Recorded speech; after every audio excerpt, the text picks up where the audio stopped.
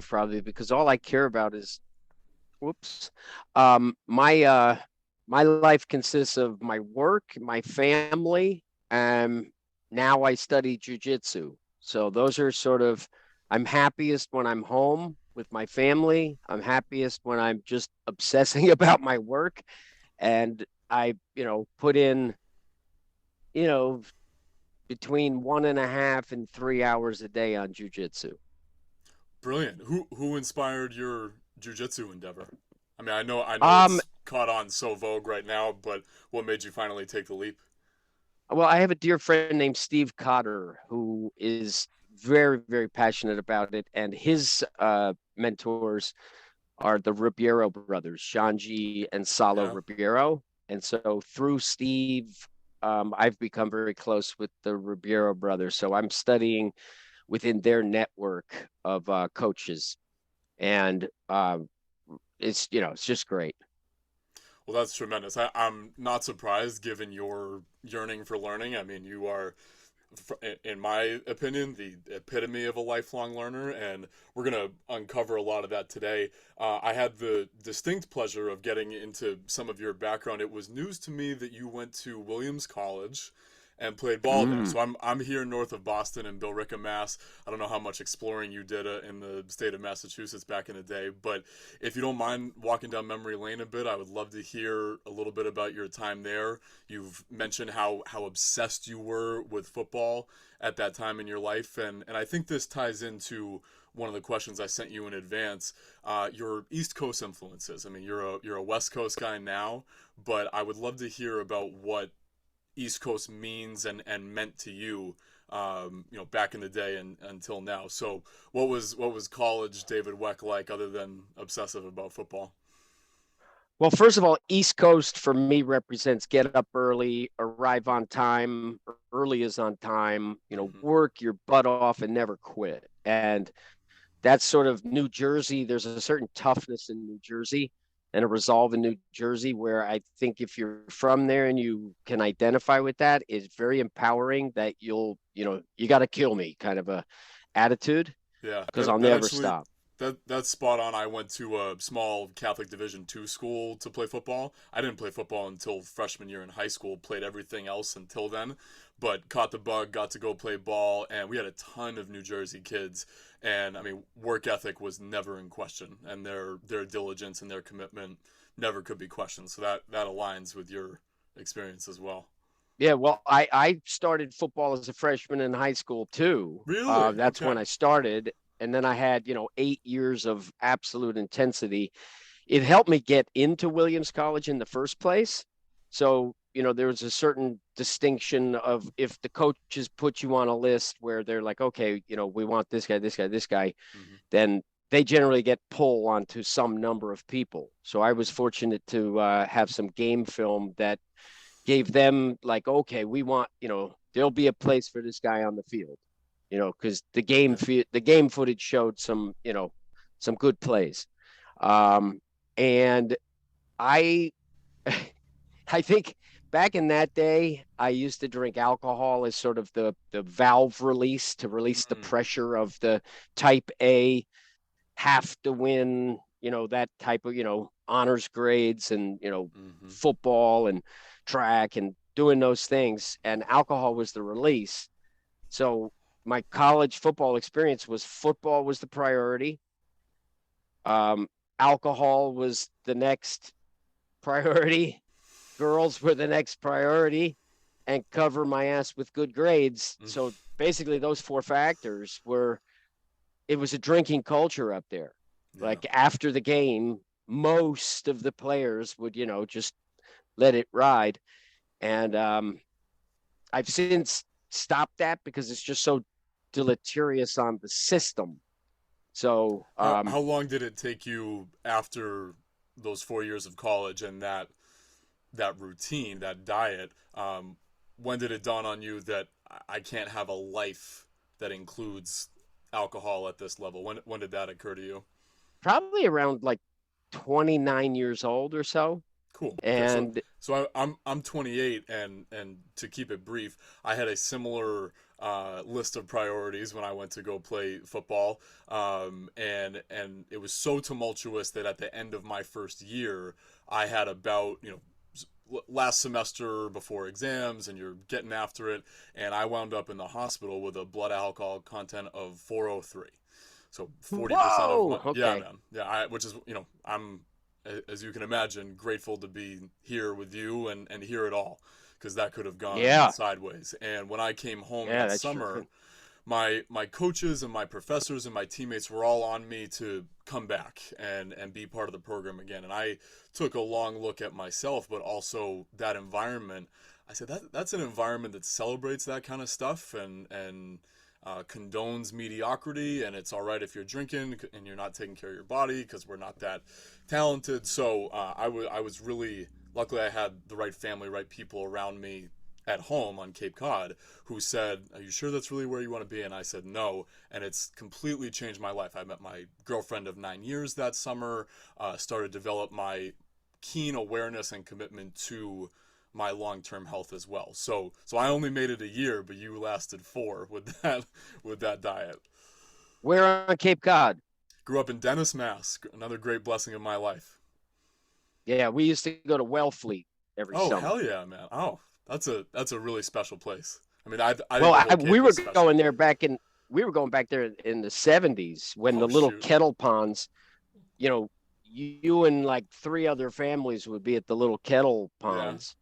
And by the time I was, sort of high school, it was busy. It got yeah. really popular. And every summer since, and especially in the last couple years, we have a lot more people. I don't live there now, but my folks are still there. I do some business down there, and thankfully people are realizing that it's more of a, like, people have moved there full time and started to raise their Mm-hmm. families there. And my other claim to fame was being born in Santa Monica, but first couple years of my life, and my parents said this probably is not the place where we want to raise a family, which is why I wanted to have that conversation about East Coast, West Coast. I mean, how long have you been in California now, David? 2002. Okay, and so your family has. I don't know if you met your wife out there, or I mean, I'd love to hear. But I mean, if we Yeah, I take it, did yeah, actually the woman that I married, and we have two children. We have a extremely amicable divorce. And we met in San Diego. She's from the Chicago area, and I was living in Manhattan at the time. And early days in the BOSU project, I was traveling a lot. So mm, doing a lot of trade shows and events. So where I lived didn't really matter since I was getting on an mm-hmm, airplane every weekend. Well, leaving Wednesday or Thursday, yeah, setting up, breaking down, coming back Sunday night or, Monday morning.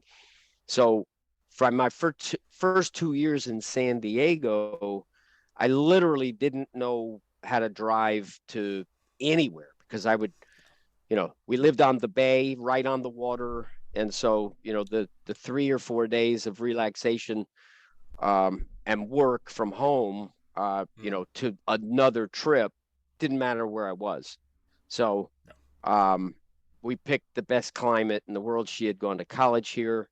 And now, we sort of have roots here, but mm, some of the political nonsense. I mean, the state is run like a joke, and the the homelessness and the problems yeah. here are just outrageous. I So that would be the only thing that chases me away is, the politics. I tell people these days California is not paradise, and I definitely used to think that it was, and that was across the board. But yeah, you've got your own set of problems out there. And David, as much as you're comfortable, I mean, to set the table a little bit more, my whole concept of who's to say is rooted mostly in my genuine intellectual curiosity. So I don't have too much of an audience where I'm really asking questions geared toward them. The things I'm going to be asking you come from my heart, my mind, from your very entertaining and insightful interviews that I've seen, especially Mark Bell's Power Project. I'm planning to link to that because it's such a terrific interview with you and Chris. And it's one of the only things I'm remiss about today is not getting to be with your energy in person. Mm-hmm. But truly, I mean, pulling on these strings that connect us from your unique experience. And so the segue being, you alluded to some of the some of the issues you take with California politics and that culture. And I mean, I would love to dive deeper on that because I mean, this is self-censoring is such a censorship in general is such a danger, but when we self-censor and we avoid these topics that are pertinent to all of us, I think that's even more of a danger. So but to get back to the background a little bit, also news to me that you were trying to be an actor back in the day in New York, Yep. and personal training was a part-time thing. I think you might agree probably the most gratifying thing in this world is helping people achieve or become more in tune with their health and fitness. And so when did that really capture you? I don't know if there was a moment where you just said I'm not going to make it in acting, or although I think you had a successful commercial career, but when did that transition really commence where you said I want to make this fitness? And because you're an OG, I mean, you're from the 90s, before this was really this attractive field where people think I can hop on IG and YouTube and make a ton of money. It was still pretty daunting to say I'm going to have a career in fitness. So what inspired you to take the leap in your 20s? Well, it was really the invention of the BOSU ball. The moment I thought of it, an instant later or after the conception of the idea, the flash of inspiration, I knew the opportunity was so great that I was like, okay, fundamentally reroute life to pursue this new Mm-hmm. opportunity. But if I were 22 years old with that flash of inspiration, I may have had, more acting aspirations that I may have said, okay, well, no, even though that's an opportunity, I want to do this here. Now I'm very grateful to be in the profession where I am. I think it's more my calling than being an actor. Yeah. The acting was a very useful exercise in psychology, sort of the self Mm. psychology, and the perseverance to do something even though you're terrified, to be present and focus on the driving event of a scene and the arc of a scene versus just that. In the beginning, I was petrified to stand in front of people and put on the show. So the trial by fire really gave me the capacity to, I mean, fearless. I mean, if it's the subject matter that I know, which Mm. is movement, I don't care how big the audience is, right? It doesn't. I'm Yeah. not going to be phased by the size or or who's even in the audience because I know what I know, and I'm all my chips are, I'm all in on what I Yeah. know, and it's an all or nothing proposition because currently my relate to gait is the fundamental grounding driving purpose of my work is relate to Mm-hmm. gait. And if you dig into that or drill into that, then you soon discover that flight and fight are two sides of the same coin. It's all about how you control and move and manipulate your mass where and when. And Yeah. the skeletal priority and the fascial matrix, that's where all the sensory nerves are, and the bone structure has to be correct if you're going to optimize the efficiency of the flow of force through your body. Mm-hmm. If the bones aren't correct and simple, like if I want to put force through my hand and my hand is balled like this, there's a joint that will fail if we keep closing with force. Mm-hmm. But something as simple as triangulating the fingers by keeping the last digit straight, now I have that Marshall principle of triangulation where it's incredibly strong. So that's just an example in your fingertips. Yeah. And the capacity to be in balance and move without moving so that you can control your center and change your base without disturbing that control of center is really athletically invaluable. And today's industry, fitness industry, is the sort of the narrative or the best information is it's been co-opted by sort of, the science peer review community Yeah. and, National Strength and Conditioning Association. I have my CSCS. There are cardinal rules in this game that the core is the priority and the core must be stiff, braced in neutral to run, to jump, to blah, blah, blah. Side bending leaks power. And that's the official narrative. And it has been the official narrative. And in 2007, it got really out of hand and completely silly and ridiculous when anti-rotation became like the in vogue. In order to have Yeah. core stability, we need to train the core to prevent any side bending, any deviation of a neutral spine is going to ruin us athletically. So we have to teach the core how to prevent motion. I mean, it's just, if you step back and you ask the guy at the bar who knows nothing about the body and nothing about that subject, he's going to be like, what are you talking about? Yeah. Swing a baseball bat and don't bend your core. Throw a ball and don't bend your core. Run and don't bend your core. No kidding. So it's like a whole bunch of experts and demigods, and and they cater to that male ego that they, that is ignorant, but they layer confidence upon ignorance. And so what they do is they build up this tremendous castle of cognitive dissonance that turns into willful ignorance because they don't want the walls to come crumbling down. So my work, I'm the first guy to say it, is it's so simple. Balance is the priority, relate to gait is the mission. And if it's head over foot, you've done it. Yeah. Okay, right? Okay, bang. And that requires that you move the core with these figure eights and this complex three-dimensional movement that is strongest, it's most efficient, it's least cost on the body in terms of extraneous, protective tension. So I would say that lower back pain, probably a factor that everybody's overlooked, is just walking in balance. And when the Yeah. world's preeminent experts who are institutionalized and they have all the peer review, science is on their side, everything else is just, anecdote, we can't consider it. When they're telling you to do something that's biomechanically inefficient, I mean, it's just like all or nothing. Yeah. My work will either come underneath everything they do, which it will, or it won't, right? And they'll be correct.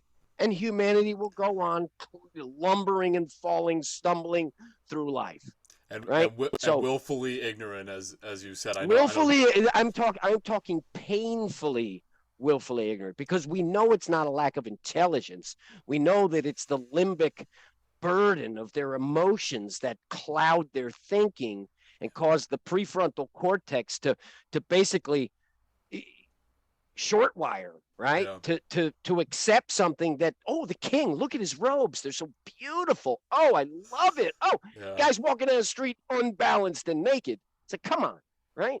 And Well, so fortunately, we're reaching a critical mass now that basically is like, okay, at some point in time, that backfires, right? It works and it works and it works because you have the power, you have the momentum, you have the inertia. But okay. Pretty soon, enough people realize the king ain't wearing balanced clothing. Well, now it's like it becomes impossible to stick to the narrative, and you have a massive shift. It's a power law shift where hmm. the new narrative is going to be true. And that's going to happen. And Oh, then what I say will start to matter, because it all routes back to who said it first, right? Who introduced it? Who provided the solution? Who gave you the cue, right? And who so who's to I say? Which is I why we're have here. Yeah. well, and I have nothing but good intentions. And so I have been attacked, vilified, persecuted, and worse for being the inventor of the BOSU ball, which so many of these nationally strength and conditioning associated, CSCS guys, in order for them to sort of, you know, um, sort of prove that they are part of the narrative and sort of peck their way up in the pecking order, bashing the BOSU ball was perceived to be a stepping stone for their career because, Hmm. oh, it's unstable, it's it's ridiculous, you should throw it away, it's terrible. And it's like, okay, that now you're attacking me.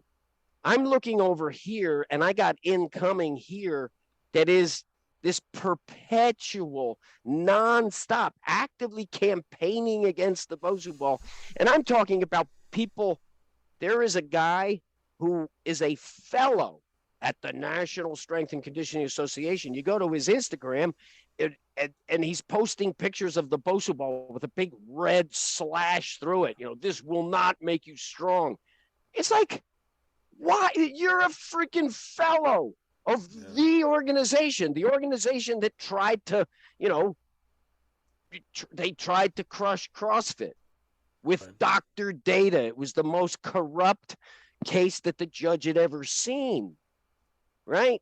Yeah. Oh, what are we going to do about all these CrossFit certifications, right? They're taking business away from us. And I don't want to destroy anyone. What I want to do is uplift everyone and be underneath them and help them do what they do better. But the fact that I'm the BOSU ball guy means that it's like, oh, no, we can't listen to anything that guy says. And it just reinforces the cognitive dissonance and willful ignorance, because they can dismiss me out of hand because I'm the creator of this, sham, the guy with the gadget. I'm trying to fool people like, okay, I'm a charlatan. This has all been like the narrative since about 2007. Gosh. And it's literally thousands of these people. And all I want to do is give them 10 fingers so that they can step up, right? And finally, it's going to happen where, okay, stick to what you're doing and go out of business, right? Or do what's better, and every step stronger for everyone becomes like a possibility, a very viable possibility. Because I can tell you right now that a lot of these people, how they make their money is it's the affluent suburban, treadmill of, okay, kids get out of school, they all go over here, they do their anti-rotation, right? And then they come back, and that's what it is, right? That it's you could look at it and interpret it as preying upon these affluent suburban parents with the narrative that they know what's best for their children. And when their children come to them, they sub-optimize their training. So we can play, there's two edges to the sword. And fire, you can cook and you can get burned. And right now they've been cooking with fire, wielding the sword. Turns out that now they're going to be burned if they keep playing that game. And the edge of the sword is going to chop them off. So I'm looking forward to reconciliation, and I'm looking forward to reasonableness. And we talked about politics. The biggest problem with politics is the polarity and the complete abandonment of logic and reason. Like completely, absurdly, surreally, just pathetically trying to foist nonsense, right, upon good red-blooded Americans who aren't extreme here and aren't extreme here. We just want to live life and help people, right? And we have the liberty and the freedom to do it, which is now under attack, where it's like, oh, you're going to be canceled if you say something true, but against, this political agenda. And I look at physical education as salvation because it's the only thing that's accountable and real, in that you know it, we know it. You can say anything you want. And the mind can be trained, the mind can be fooled, and the spirit, well, who knows about that? I think there's good and evil based upon what's happening. We're definitely going to talk some spirit, and I just wanted to interject to say I so appreciate your candor, your honesty shining through. You're setting a beautiful tone for this podcast. And of the several things that arose within me when you were talking just now, I have a note that, it's somewhat of a definition, but you mentioned your desire in an interview, your desire to become the world's foremost authority in balance measured by locomotion. So if you could speak a little bit more to that, just your objective analysis of balance, because I'm with you. I share that idea wholeheartedly. Balance is something that is a universal principle to a degree. Duality is a balance, good and evil, right and wrong, truth and untruth. And when you're combating again, willful ignorance. I know Jordan Peterson talks about that a lot. It's so malevolent when you have that. And if there's one add on to my question here, if you'd be willing to riff on, because I love when Mark Bell and his brothers says, I don't need a double blind study to tell me if something is legit. Like, Laird Hamilton, I'm sure, the great Yes. surfer. Yes. He told Paul Chek, and Paul Chek is one of my idols, someone I really emulate. I think is a great beacon of truth. But Paul Chek said that Laird told him, reality is whatever works. It doesn't matter what the studies say. So, if when you're speaking to balance measured by locomotion, if you wouldn't mind extrapolating a little bit on your relationship with the science and Yeah. studies and all that stuff versus what you see day in and day out. Okay, so when I invented the BOSU ball, I knew that I had like the golden goose that would continue to lay eggs forever. So Mm-hmm. I knew that it had tremendous utility that was unique. I patented it and trademarked it, introduced it to the marketplace, and it's very, very successful. And it still succeeds to this day extremely successfully. So rather than sort of organize and create a business at that time for me, I licensed it so that I could, in a sense, uh, pay for my education in terms of the resources that allowed me to study various things and Mm-hmm. the time to do it.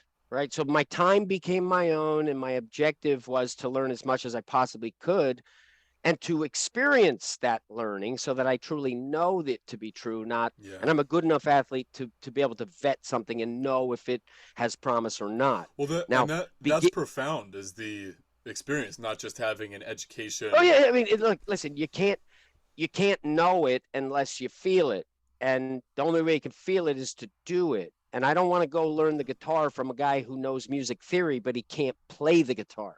He can Yeah. tell me the strings, he can tell me the frets, but all right, play for me.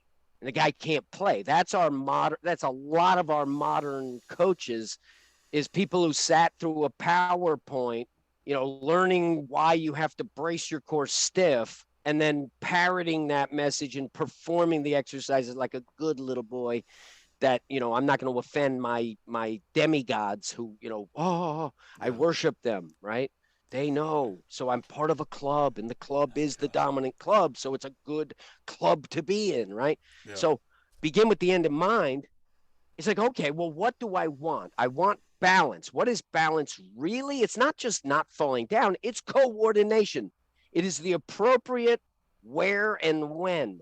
That's what balance is. So if Mm-hmm. you play the guitar and you know how to do it, you have the balance and the capacity to pare away the extraneous inputs and to hit the correct ones to make music, right? That's a form of balance. So Mm-hmm. when I said I want to become the world's foremost expert on the subject of balance, qualified with measured by locomotion, there's the objective task that is, upright bipedal locomotion. That's what I'm seeking to improve, and it's objective because I can measure the time and the distance. So if I can measure the Mm-hmm. time, well, I know if I'm making progress or not making progress or staying the same. So it's irrefutable evidence once you gather enough anecdote that, okay, we administer this stimulus, we get a training response, and that person is faster. Okay, well, that's can we replicate it? Turns out we can. Oh, Yeah. wow. And we can do it very rapidly because they've been receiving instruction and coaching that is not biomechanically efficient. So it's like, okay, this is a no brainer. And most people, to give people their credit, most people do not get to unplug and just study whatever may It's true. come. Most people have the burden of delivering a coherent session with a beginning, a middle, and an end with absolute certainty that this is what you should all be doing. You can't come in to the weight room and say, guys, I got a theory. It might not work. You might get hurt. It might not be better, but if it's better, wow, we've got a big upside. I don't think people want that risk, right? They want tried and true. You tell us what to do exactly so we're better. And so if you don't know, you got to admit that you don't know. And if you think you're the best, well, don't stop there, because what's better than best is better. Yeah. So it's a relentless pursuit of better, never believing that you have arrived at its totality. What other little factor can we use to gain even more advantage when we perceive it to be impossible to gain more advantage? And to do that involves risk. And I had Mm-hmm. the ability to risk because my income didn't change regardless of whether I was surfing or doing whatever. So I didn't surf because there's no return in it for me. And I invested in the tinkering and the exploration. And I came up with discoveries that certain discoveries give you a new vantage point, and then you see the whole board differently. And without that discovery, you wouldn't make the next discovery because you would have never seen the board clearly. Mm. And it's almost like, if you get up high enough on the mountain, you're above the clouds, you're above the tree line. And these guys, because they have the burden of being the expert and delivering the coherent thing where they know all the factors, right? They can't find what's new Mm. in that paradigm, right? Because they're not even doing the things that would uncover what's new. So they cling to what they, have been told and perceive and desperately need to be best. So that was the foresight for me to focus on the right subject, which is objective measurement of locomotion is the balance that I'm seeking. And once you go down that rabbit hole, again, fight and flight, two sides of the same coin. If you don't understand the martial aspect of movement and the fundamental principles of martial movement, well, then you don't know movement.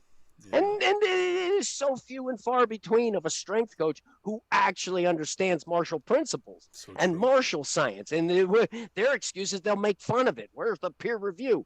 We're going back millions of years here. Right? Starts Yeah. with a stick. So Yeah. it's and the manipulation of fundamental tools is how you gain the fundamental muscle memory. If you're manipulating a stick and you're understanding it, well, now you're linking the object in motion doesn't ever have to stop. While these guys say like, I got to stop, I got to prevent movement. You get killed in a fight if that's what you're doing. Oh yeah. Killed in the fight if that's what you're doing. Quickly. And you're not locomoting with the efficiency. And the athletes who are coached in that methodology don't actually do what they're being coached to do. They still do this, even though they've been, hammered in that you have to do this. And so the ignorance, I understand it, and there's a certain righteous indignation that a trainer has when he sees what he perceives to be as nonsense. There's a certain righteous indignation, so much so that in the middle of a session, some guy may come up to you and say, "You're doing behind the back, neck shoulder presses. That is horrible." Embarrass the guy in front of the client. I can't believe you're doing a leg extension. So they group things and then they categorically dismiss something that, I don't know, maybe it's not the best choice, but I mean, do we need to castigate it? Right. And I have the same similar motivation of righteous indignation Sure. that you, with all the authority, the books, the 150 studies, the audience, the stage, you're at the highest, and you're telling us that we got to prevent all bending of the spine to be athletic? Like, I mean, you want to talk about righteous indignation. Oh yeah. Now Well, you're well causing placed. humanity. I mean, now you are actively teaching people something that is suboptimal, all the way to counterproductive for the physical task that you're telling them that it works for. And yet, you know, and the attackers, the guys who, beat up the BOSU ball, and rather than fight them, I try to be clever now, right? Because I Mm. really want to win them over at the end of the day, right? And I try to embarrass them, right? So that I humiliate them into submission that, okay, break the cognitive dissonance. Let's crush the willful ignorance. And if you're going to be super willful ignorant, the more I can embarrass you and Mm. make you look like a fool, the more I terrify you. The pit of your stomach starts, and then you stop bashing my BOSU ball. You never bash it again. because you fuck with the wrong guy. like like Oh yeah. that's how I look at it. It's very competitive. Well, But and I the motivation is pure. The motivation is yes, pure. I just want to help them. and that is, we can transition into that because I do really admire your commitment to more unity and synergy in fitness, because the infighting, the attacks, it doesn't even make sense to me. And I'm not, at least at the moment, really in your industry of working with people on the day to day. But by way of some background, my three areas of coaching are real estate, which is my income career, has been for the last several years. I got my license many years ago, but these last couple of years, and it's been a whirlwind, as you know, very steep learning curve. But real estate, tennis, and fitness. I mean, those are my Oh three wow. realms. Yeah. Tennis. Oh, we're going to Cool. talk some tennis, I hope, especially with coil and some, balance is so Oh critical yeah. there. But Oh you, yeah. you you said something fascinating, which I do think it's a burden to a lot of people who are in mainstream narratives and institutions. And these last couple of years, man, for me have compelled me, pulled me to take a much more critical look at our guiding institutions, and whether that's NSCS or FDA, whatever letters are after someone's name, or attached to someone's degree. I'm way more skeptical of that than I used to be. But I mean, so you mentioned one of your tactics of, you're trying to make it so embarrassing for people to stay within, and I don't think people understand the idea of a positive feedback loop. People hear positive and they think it's for the good, but a positive feedback loop just means, and correct me if I'm wrong, but it has so much momentum in one direction that it's hard to find your way out of that system. And I think we have a lot of that now, which is, you're right, at some point it becomes very, if not counterintuitive or suboptimal, it becomes counterproductive at some point. You had a great on your story the other day.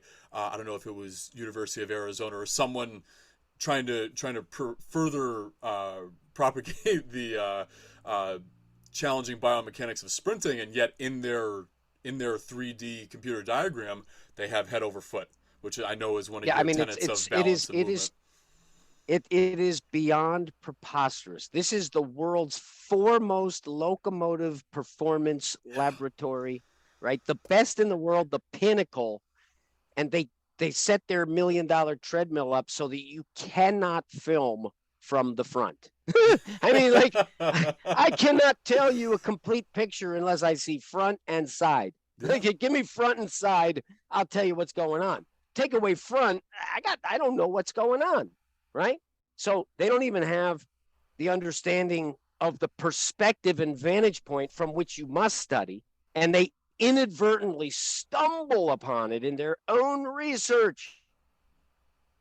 blindly blindly stumble upon it. Runners on, they have the 3D thing that allows you with the software to gain any vantage point, and you put it from the front, and guess what? The fast guy's doing this, right? And Yeah. it boggles the mind that these people can get away with what they're doing, because I think it stems to the fact that locomotion is a subject that most people do not care about, because it's something that, like, I learned to walk when I was one. Mm-hmm. Like I can walk there. It's like I don't Yeah. need any more training in it. And I probably, came from that perspective in terms of the biomechanics of it. No, just get stronger, right? And get more powerful, Yeah. and then I'll be faster. And that's true. You won't be optimized, but you can make improvement. And that's a very dangerous trap to fall into, is some improvement where you think you've made all the improvement. Whereas if you actually understood what to do, you'd make this improvement and put yourself on a greater trajectory for further gains, because you Mm-hmm. haven't sort of sabotaged yourself with misunderstanding and misinformation. And it's crabs in a bucket. It is crabs in a bucket. I used to experience the jealousy of seeing the guy on TV hawking something and thinking that guy's making, a ton of money, a lot more than me, but I'm smarter than him and I do better training than him and I have integrity, all Yeah. those things that I've been the there. competitive trainer feels. And they genuinely feel it. And anybody who says they don't, Well, you're a very special person, or you're lying to us and yourself, most likely. So that's the crabs in the bucket is a very real effect. And they've also done studies where there's 5 people in a room and they're all in on the, on the study of what we're Mm. going to study. And then they bring the subject into the room. So there's 6 people in a room. One of them is the subject. The rest are all playing a role, and they show 3 lines. Right, which is the longest line? All 5 people pick the shorter line. The regular guy's like picks the longest line. Objectively, right? You can see Yeah. it, and he goes through that round 4 or 5 times. Suddenly, he starts picking the short line because he doesn't want to be ostracized and not part of the group. And it's a deep primal urge to not be ostracized, not be the odd man out. So they start to become like dumbed down to a Yeah. level that is irrational. There's no logic to it other than the limbic system and the emotional system. And that, if you don't do it for negative and you do it for positive, I call that positive peer pressure. Hmm. So if I can make somebody suffer with the social angst that they're the idiot and they're the ones who's being misinformed when they thought they were on the high ground, but it turns out they're in the mud, the more I can embarrass that person and cause them the just that gut wrenching pit in the stomach of, oh my God, like I have a whole pedigree and a history and I've been wrong this whole time. Oh no, oh no, oh no. The more I can do that, the more positive rebound we have opportunity for, because now all the people can witness the demise of that poor soul who Mm-hmm. deserves it because they're misinforming humanity. We need to get them on track, and we're doing Yeah. it in a way that doesn't hurt them physically. It's just a little emotional burden for a short period of time if they're sensible, and a longer period of time if they're Yeah. not. So that right there will boom rebound so that they are no longer misinforming, and then they understand the reality. Now they're on the side of right.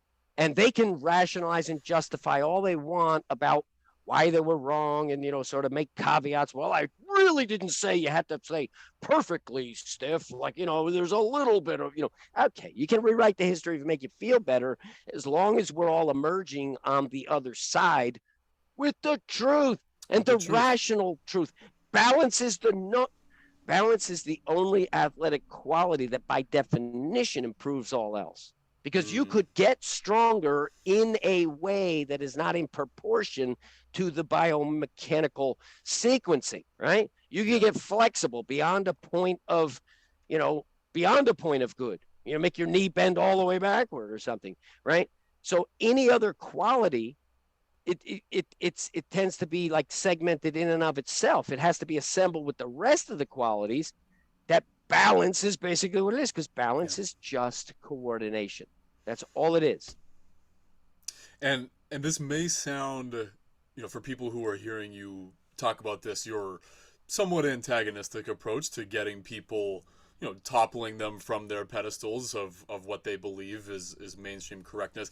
It may sound overly aggressive, but actually the book I have in front of me is King, Warrior, Magician, Lover, talking about these masculine archetypes. And I mean, you're definitely a warrior in your own right, man. And that aggression, which totally shines through with what you do, I think is warranted, because if we think that a gentle, soft-handed approach is going to be what is required to course correct people, I think that's just folly, because we're seeing that now. People are waiting and have been waiting too long for the scientific powers that be to say, hey, we were wrong about the way. And wouldn't that just be such a healing process if Fauci, FDA, CDC, if anyone in a position of authority said, we got some of this shit wrong? I mean, wouldn't that really bring things together? And so what you do by badgering certain people, trying to help them, because you're trying to unify people so that they are empowered to help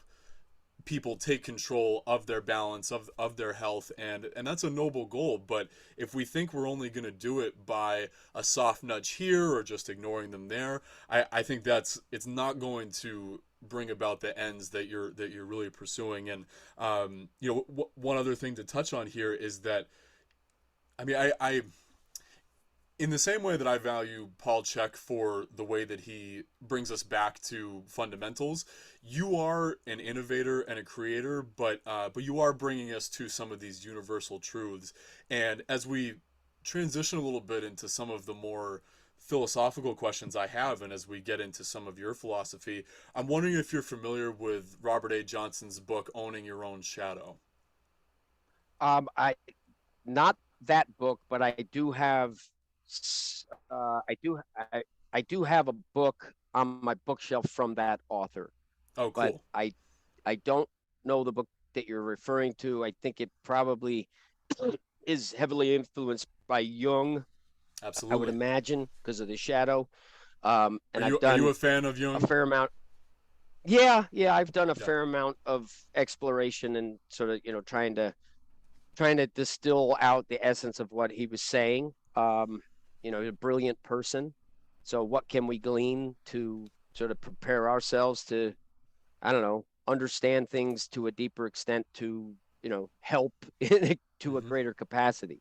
So that's yeah, I think that's the sort of the motivation for drilling deeper and deeper, into origin of certain thoughts and then the reality of, this dark side that um, I in 2017, I initially when I started trying to share with the industry, like the thought leaders, that hey, this head over foot like this, and you can create downforce that creates more power with the arms. Like I did so very respectfully and very nice, and I was met with just like, I've seen a lot of magic bullets, like, oh yeah, thanks, but no thanks. Mm-hmm. Like it was literally like, wait a minute. And it pissed me off. And then couple that with all Good. the BOSU bashing and all the minions who parrot this nonsense, it made me furious. And for a couple of years, I acted like a complete jerk, and it's less productive. So now I don't badger, but I try to more artfully, skillfully, you know, okay, like let's answer this question here. Like, look at what you said here. Now, does that jive with reality? Again, to put them in a position where I'm not being super aggressive Mm-hmm. and I'm not badgering, I'm not being a jerk about it, but I am just, holding up my hand saying, all right, you say this, you do this, but what about this here? Like, this is underneath what you're talking about, and what you're talking about doesn't hold true. And as So Kelly at Starrett some would point, say, how's that working out for you? It's the but observation. right. Well, again, the problem is that in some cases, let's take the extreme case. You get a 13-year-old and you train them through the age of 18. If all you did was bench press, you'd get better, right? Just because Yeah. puberty hit. So if you're gonna, associate the benefit as, that's the result of the causal factors which you prescribed, well, you don't even know that you've left so much on the table, and you've sealing them. You've put a false barrier because now they're not balanced enough to funnel all of their intention, the tension within, to the Mm-hmm. productivity of the task at hand. And now you're saddled with some protective, aberrant tension that has to make up for the fact that you are not balanced. So now you got to distract yourself from the full totality of the effort. But you did make improvements, so your coach can say, "Oh no, we make them better. We make them better because you have the history of it." Okay, and you did. You did. You Mm-hmm. just sub-optimized what they can do now and the trajectory with which they can gain further and further and further and further skill. The only way you can make progress when the progress gets really hard Mm-hmm. is better balance. It's the only way. It's the Well, only way.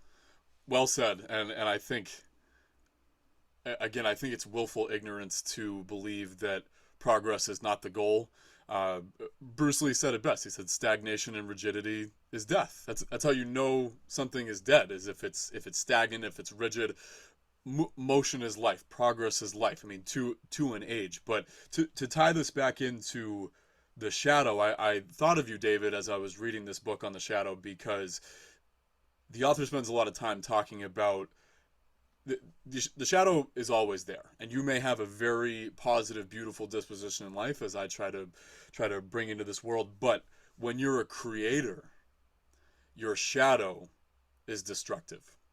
And if I can be audacious enough to tie this in personally to your life, you've mentioned on some podcasts that you've had some mental struggles. I think you've said you've lost your mind a couple of times, and you say that in jest, but that's a very real fucking experience. And I'm glad you're still standing and still contributing. But if we can explore this a little bit, with as much of a creative influence as you are, how do you see some of the destructive elements of that manifest in your life? Um, what I would say is that the ambition to be the best, born first child with an extremely driven father and extremely devoted mother who my dad didn't want to live vicariously through me. He just Mm-hmm. wanted to make sure that this new king of the earth was going to fulfill his destiny, was sort of my perspective for 19 months precognition, Mm-hmm. right? So there was a tremendous amount of pressure on me to be the absolute best. And when I lost a foot race at the age of 6 years old, it was like it didn't compute. He was like, wait a minute, like I always win. Like, I'm Yeah. not the best. And so that paring down of options where I could be the best. And with football, I knew I wasn't the best. I knew I could never be the best, but there was that passion to be my best that I was able to focus on for 8 years, where I knew that it was coming to an end. I'm not going to go to the NFL, which would have been the dream. So, okay, but I'm still working just as hard as if I were going to go to the NFL. So, what I did in my professional life was sort of find my own little niche, right? The world's foremost authority on balance measured by locomotion. And that's my foundation. And that turns out to come underneath everyone. So, in that sense, I satisfy my ambition to be the absolute best, greatest of all time. You never knew better, and you'll never know better. Like, that's what my psyche wants. I mean, I'm just being honest, Yeah. right? If we're competing, I want to win. I don't want to lose. Points on the board, and I don't want to cheat either. I want to win Mm-hmm. fair and square so that I truly beat you. Like, that's just who I am. I'm cut from that cloth.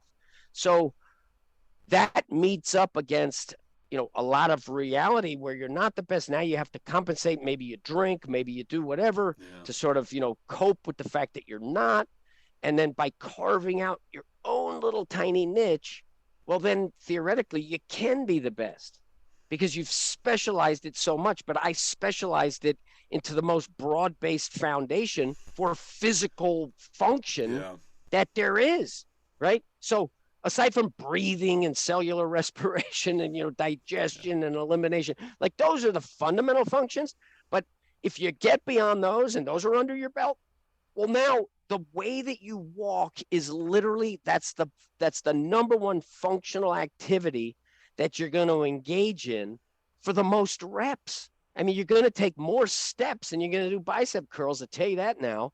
And if we can make those stronger by making them more sustainable, better endurance because there's less wear and tear, that outcome pulls me into better mental health. But to get there and find those discoveries, I had to go out into the outer reaches of the universe and sort of be in this timeless time, in this esoteric stuff that I couldn't explain to most people because it's just people would have no reference for it. And when you go into those realms, it's very dangerous because it's extremely enticing once you step out and you recognize, like, whoa, there's so much more going on that we just don't even sense. And I'm tapping into some like Yeah. unbelievable power, and it makes you very manic. And it's like, oh my God. And then there's the invariable crash from that Mm-hmm. because my mania took me out of reality where I was no longer functional in the day to day.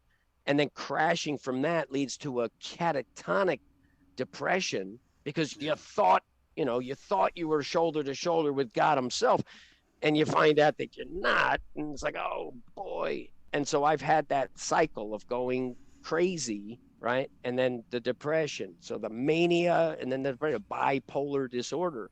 And right now, it's my legacy in terms of my family and my work that I care about most. And that legacy requires that I have my feet on the ground and I don't float away. So you live and you learn. And I wouldn't know what I know had I not gone through the trials and tribulations and the incredible fantasy and empowerment that sort of, I've landed Humpty Dumpty's back together. And now it's like, okay, I'm going to take every step balanced and strong. Every step balanced and strong, right? And so my behavior is much better Mm. now. So I'm not alienating. And I do think that the passion to share and to help and improve does sort of that can't help but permeate underneath because I give away so much because that You do. helps me. If I Yeah. share a recent discovery, it's like it's my process and I'm sharing process. And I think, history will look back very fondly on that process because it wasn't like I was scheming here and withholding here. And no, it's Right. a process. And I'll show you something. If it's wrong, it's wrong. If it's right, it's right. If it gets to another level, it does. And let the chips fall where they may because I'm just sharing process. So there's a certain honesty and fearlessness that I hope is aspirational for those who haven't had the life experience and ups and downs. You're more trapped in the social dynamic of like you're terrified of being ostracized. Your reputation in this world is literally everything that you have. Mm. So if you've clawed your way up within a system and you've built your reputation according to all the rules and you've painted within the lines, you're a good little CSCS or like oh it can be a paradigm shift that can be very unsettling if you suddenly find out. Suddenly means you've heard about it for years but you've dismissed it and then finally it's hit home. That can be a very rough experience. And so what will happen, and this is very good, is that we will reach a critical mass of people who accept the fact that there's better understanding now, and that will give license and permission for people to stop parroting this nonsense and start actually beginning to fortify their own psyche with like, no, I'm grounded on first principles physics. Yes. I'm not relying upon some expert tell me what he wrote in a book. No, I'm going on first principle physics. If I take the pen and I let go, I can count on, at least in this realm, that that's going to go that way. It's not going to go that way. If it could go that way, wow, now you really got something. But it doesn't, not for now. So yeah, and what they're trying to tell you is that, oh no, it floats right here. No, it doesn't. It does that. And if you get the first principle wrong, well, then you're building on sand and eventually your structure is going to cave and collapse because you're not based in first principles physics. And that is what happens. And the male ego and the desire to get buff so that you're attractive to the people you're attracted to Mm. is one of the most powerful motivations for working out in the world. It's far more powerful So than true. being a better athlete. Mm-hmm. Most people, when I started lifting, it was for the girls. I mean, it was also for performance, but you were still doing bicep curls and still looking at it like this, measuring it, right? That's not an output measurement. That's what do I look like measurement. How do I, I made progress. I'm a half inch bigger, Yeah. those type of motivations. And as you get older, you care more and more about the functional capacity because you look the way you look. You know what I mean? Like I could try forever and I'm never going to be Arnold Schwarzenegger and I'll never grace the cover of a magazine unless made it not me. Yeah. You made it look modelly. So it's, it all comes down to physical education is the fundamental education and it will improve the integrity of the mind and the connection to spirit. So if you're connected to something that is not first principle physics and it makes no sense if you step back and look at it and it's actually counterproductive, well, how can you have full integrity and authority over your own mind if you don't even know the ground upon which you stand and locomote? You don't have a good relationship. You have a relationship of compensation and a relationship of, perpetual, just another drop of water. I don't feel it now. I Hmm. don't feel it tomorrow. 10 years of it, I'm sweeping the stoop and my back goes out and now I can't get rid of it because every single step that I take is out of balance. And the lower back. I mean, Oh boy. the lower back is sort of, the nemesis of humanity. I mean, how many Yeah. people have not, hurt their lower back?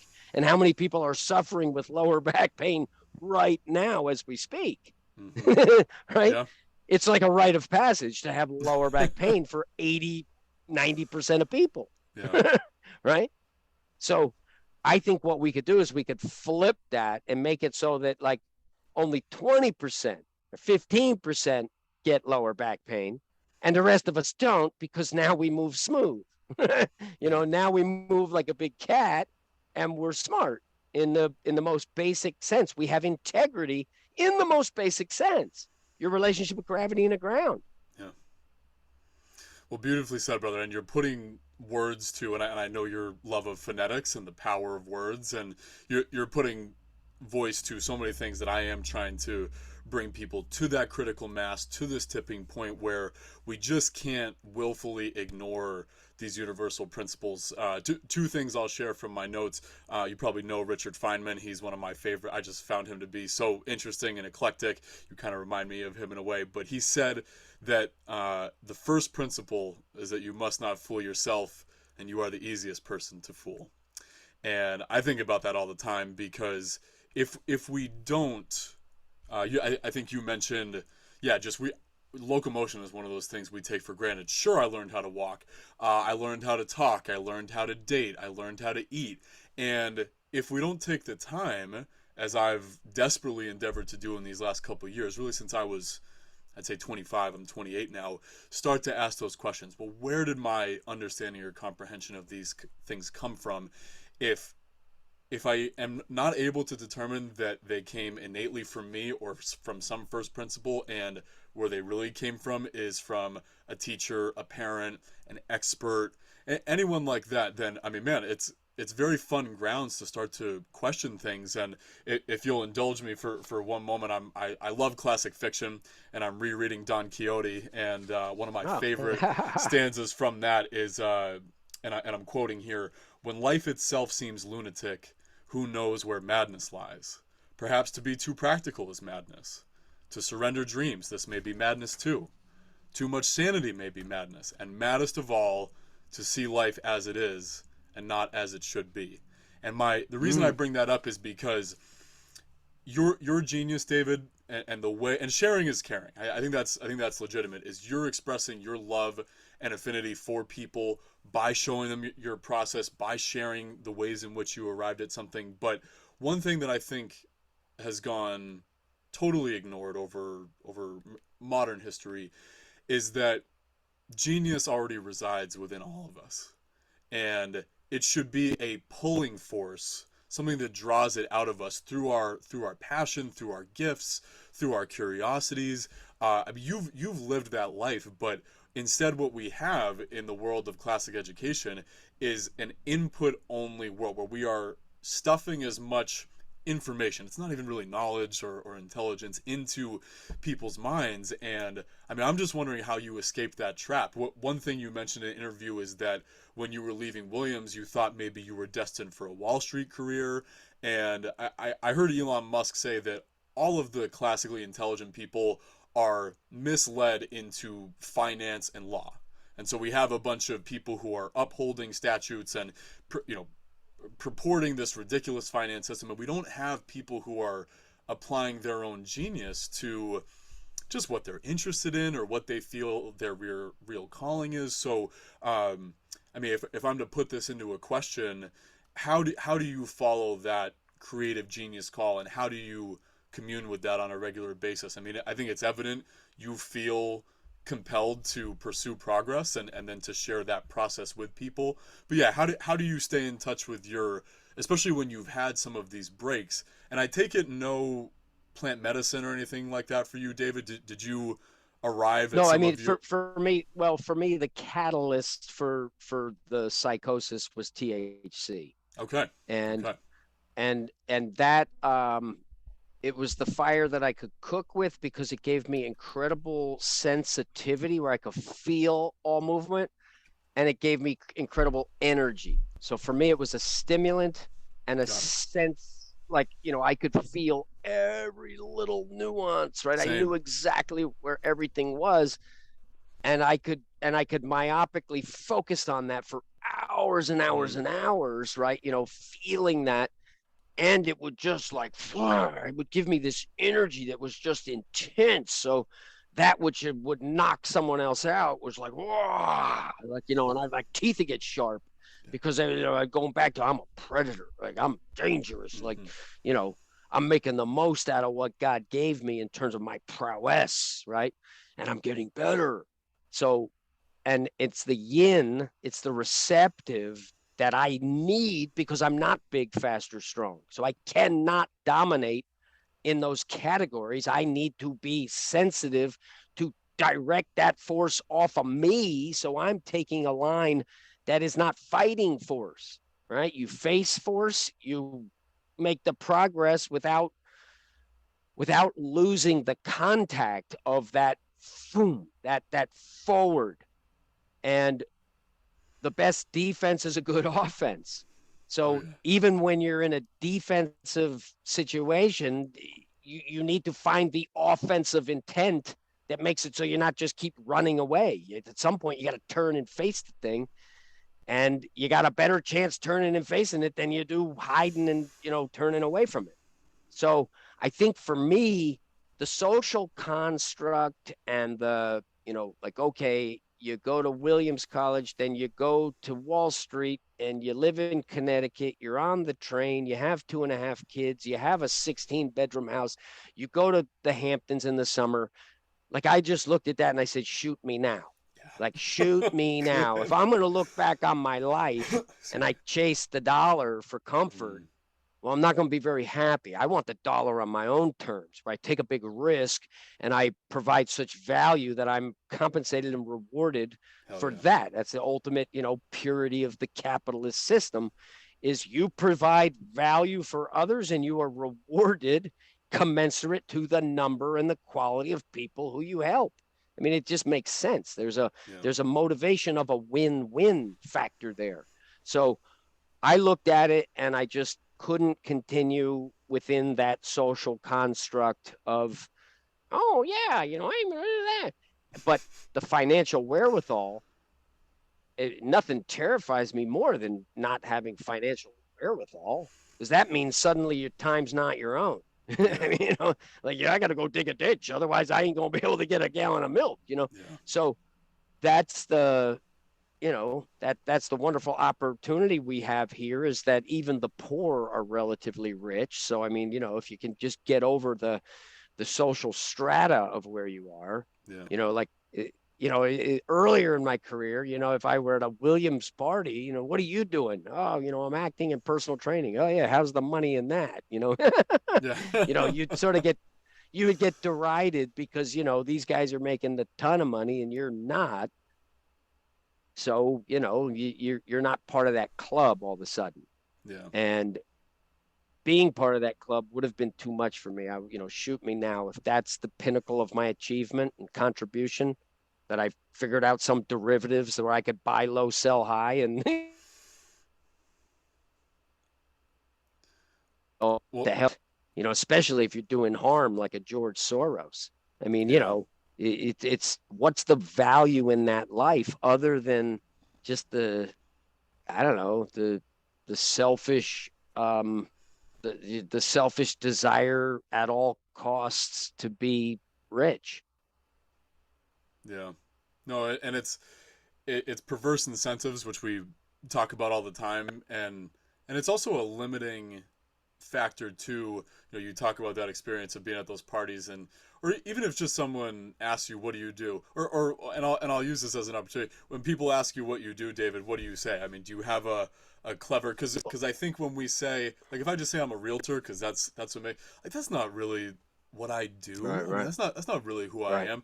How do you think about that in answer to people? I think of it as basically I'm an inventor and I'm a biomechanist. Hmm. Hell So yeah. That's what I am. I'm an inventor who specializes in enhancing the biomechanics of human beings. That's who I am. It's what I do.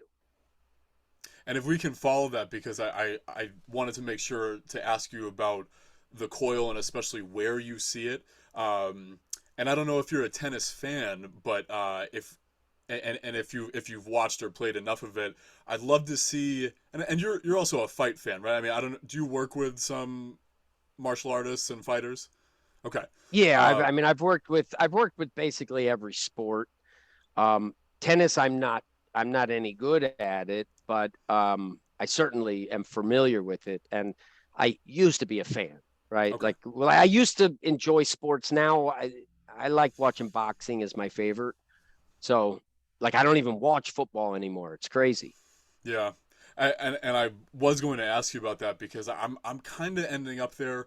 Part of it is you realize over time how much of it is entrainment slash entertainment, like just the sports world, especially in North America.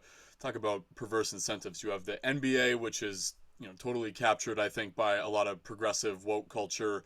Those athletes feel the pressure to be political activists and more. And my stance has always been I don't really expect athletes to be political spokespeople because if they're a professional athlete, I am fairly certain that 99% of their intellectual awareness is dedicated to their craft. And God bless them.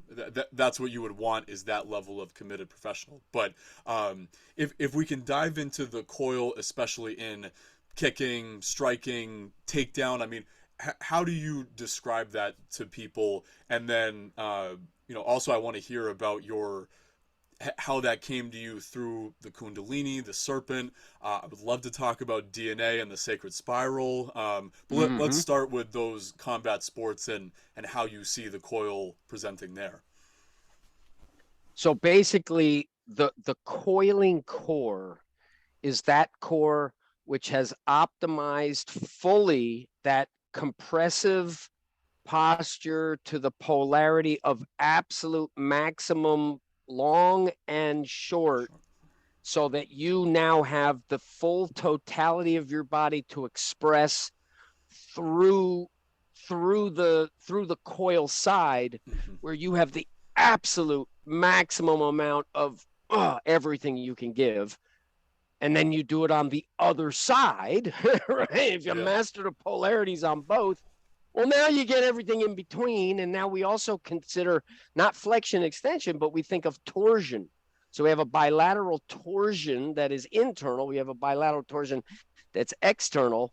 And if I combine a coil, and I know the internal and external torsion, well, now I have rotational movement training. And a lot of it is letting go of the tension to let the fluidity of force and the athletic transmission of power and speed be expressed in the body. So if you're uptight and you go to pulse for the first time, you get stuck because you're like holding on. You're not letting the force flow and Yeah. snap and be fast and truly powerful. You're sort of like, you're uptight. So the the coil is fundamental to mastering your side and creating the move without moving. Because when Mm. I'm engaged in a coil, my center is here and I can switch my base at will in that coil, so that I have, head over either empty foot or forward foot or back foot. And then I can lift the other leg and switch my base without changing what's happening in the upper body. And that is athletically invaluable.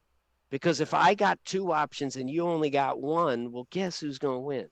Hell Right? yeah. So, so that capacity is fundamental to Weck method.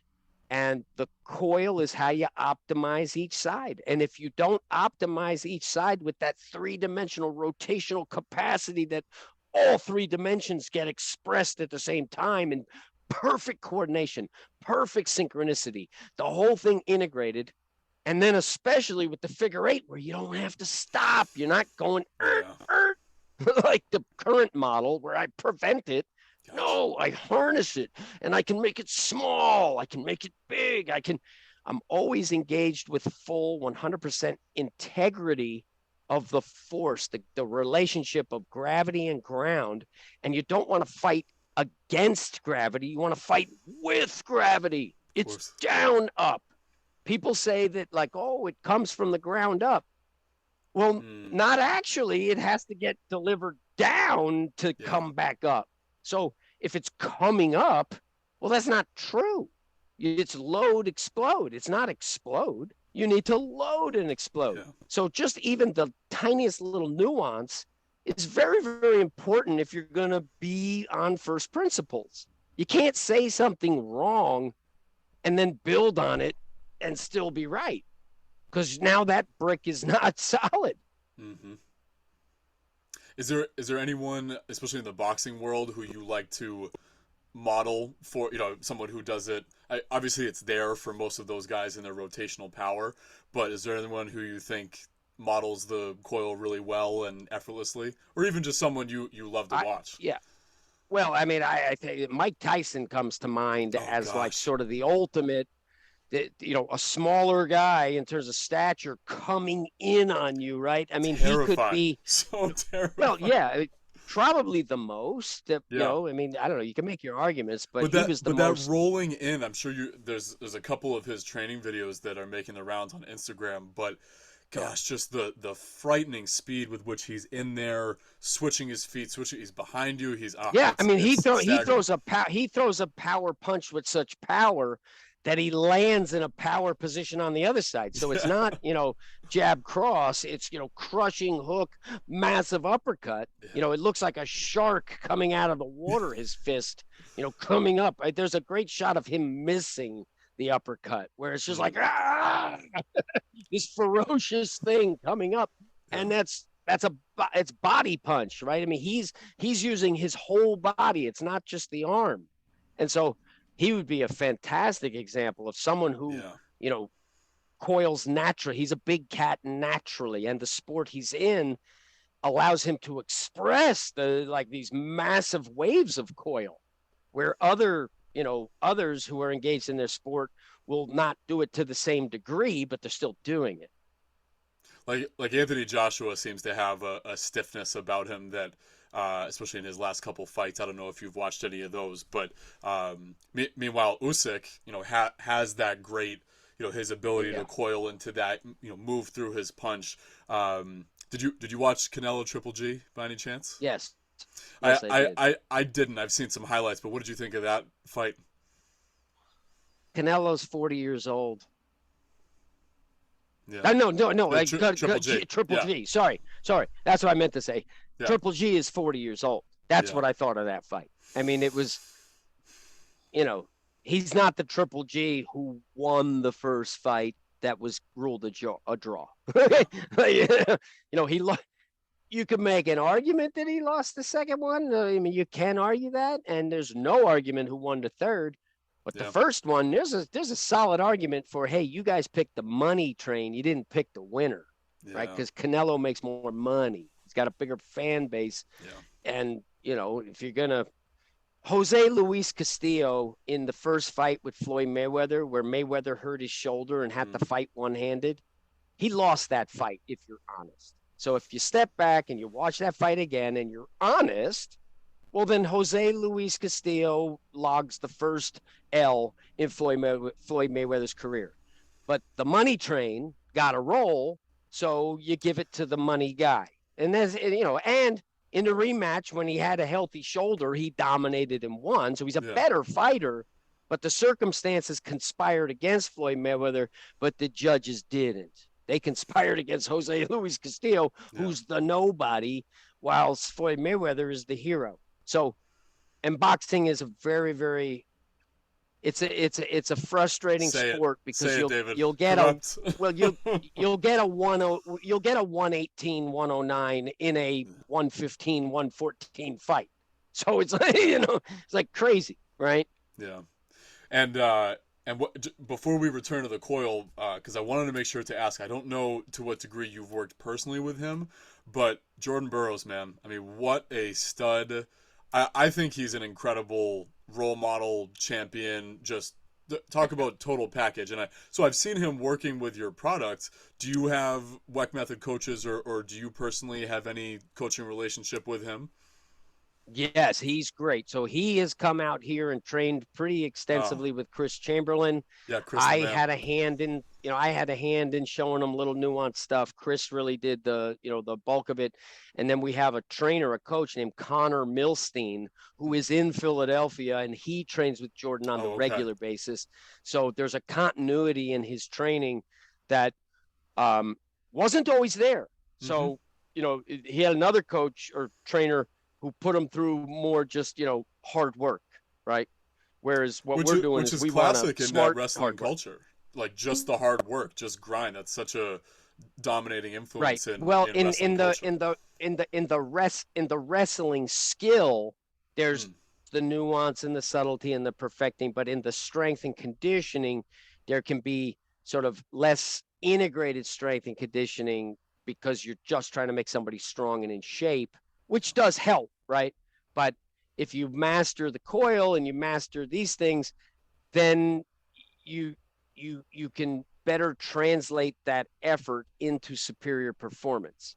And so, and you couldn't meet a more, like, if all athletes were like Jordan Burroughs, Oh, we wouldn't be drinking as much sugar and we'd all be behaving better. Like, he's the perfect role model. I'm so delighted to hear you say that because that's my impression of him, who he is as a father, friend. You know what I think Yeah, he all things, represents his all name. things. Yeah, Yeah, yes, all things.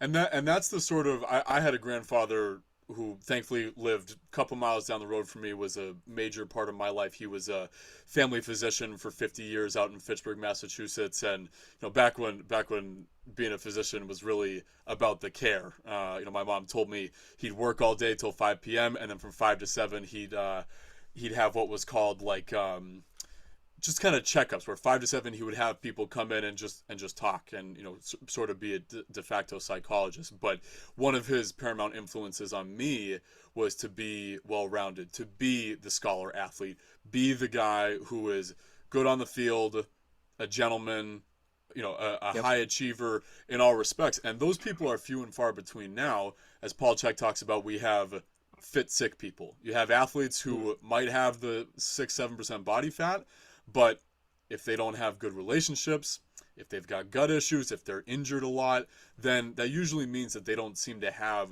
the well-rounded health that we would expect from an athlete. I think one other question on the individual athlete front is your personal approach or feeling on. I kind of think of it as workload management. When you're working with an individual athlete, it's all on them, right? There's no breaks, there's no shifts. It's really how much are you able to handle in a 12-round fight, in a 3-round wrestling match, in a 5-hour tennis match. So how do you go about? I don't know if there is much of a difference in how you think about that when working with an individual athlete, helping them train their energy management, their workload capacity. I don't know if that makes sense, but how do you think about working with them on that level? I'm much more of a technician than like Yes, your regular trainer. yes, And so what I and I like the path to independence because, like, I don't want to be somebody's trainer like forever. Like, I've got too much to do, you and want to how many empower could them. I do, right? Yeah. And so what I like to do is better ingredients, better pizza. So it's like, you know what I mean? Like, Yeah. and I'm not an expert in programming. Like, I mean, Mm. I'm not gonna take a piece of paper and write you a 3 month arc of what you should do. Like, I'm a much more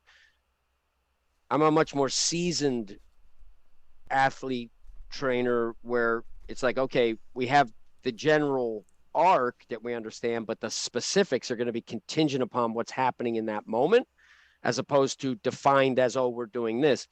And there is value in having the capacity to, refine and create the arc and have a plan. So, and there's other people far more expert in that than I am. So I view it as my specialty is components and fundamentals. So fundamental components that are going to make you better at no matter what you do. That's my job. And then the Cool. specialization, that's for, that's for whoever else, right? Yeah. So that's the way I like to work. Cool. And I tip my cap to you for just, you play to your strengths, but also you're willing to admit that I'm not going to do it all for you. This is where I specialize. This is where my expertise is. Let's channel that. Brief diversion for me, just to say that part of the reason I'm on here with you, and I've interviewed past coaches from my high school days, or one of my last interviews was with someone who had a great impact on me just as a classic trainer coach, and it's really made me realize that I'm more drawn to the Bill Belichick's, the Phil Jacksons, not that I don't love Michael Jordan and Tom Brady, but I'm drawn to the coach idea. John Wooden as well, and I have the Wooden pyramid of success right in front of me, and I'd say of the many elements of this pyramid that could apply to you, three really stood out to me. Enthusiasm is one, and he defined that as it brushes off onto others, and there's true enjoyment in that. Initiatives, you can make decisions and think alone. I think that's you to a T. And then skill, which is to be able to properly and quickly execute fundamentals while being detail oriented. So, kind of the tie in here when we talk about you're a technician, and maybe I'm reaching a little bit because maybe you don't do, or maybe you don't think of it as injury prevention, but if you're bringing people to fundamentals and to more awareness of their technique, I like to think that's a recipe for injury prevention. Wanted to get Absolutely. There's no good. question about that. Yeah. Good. And so to that, David, I wanted to get your thoughts.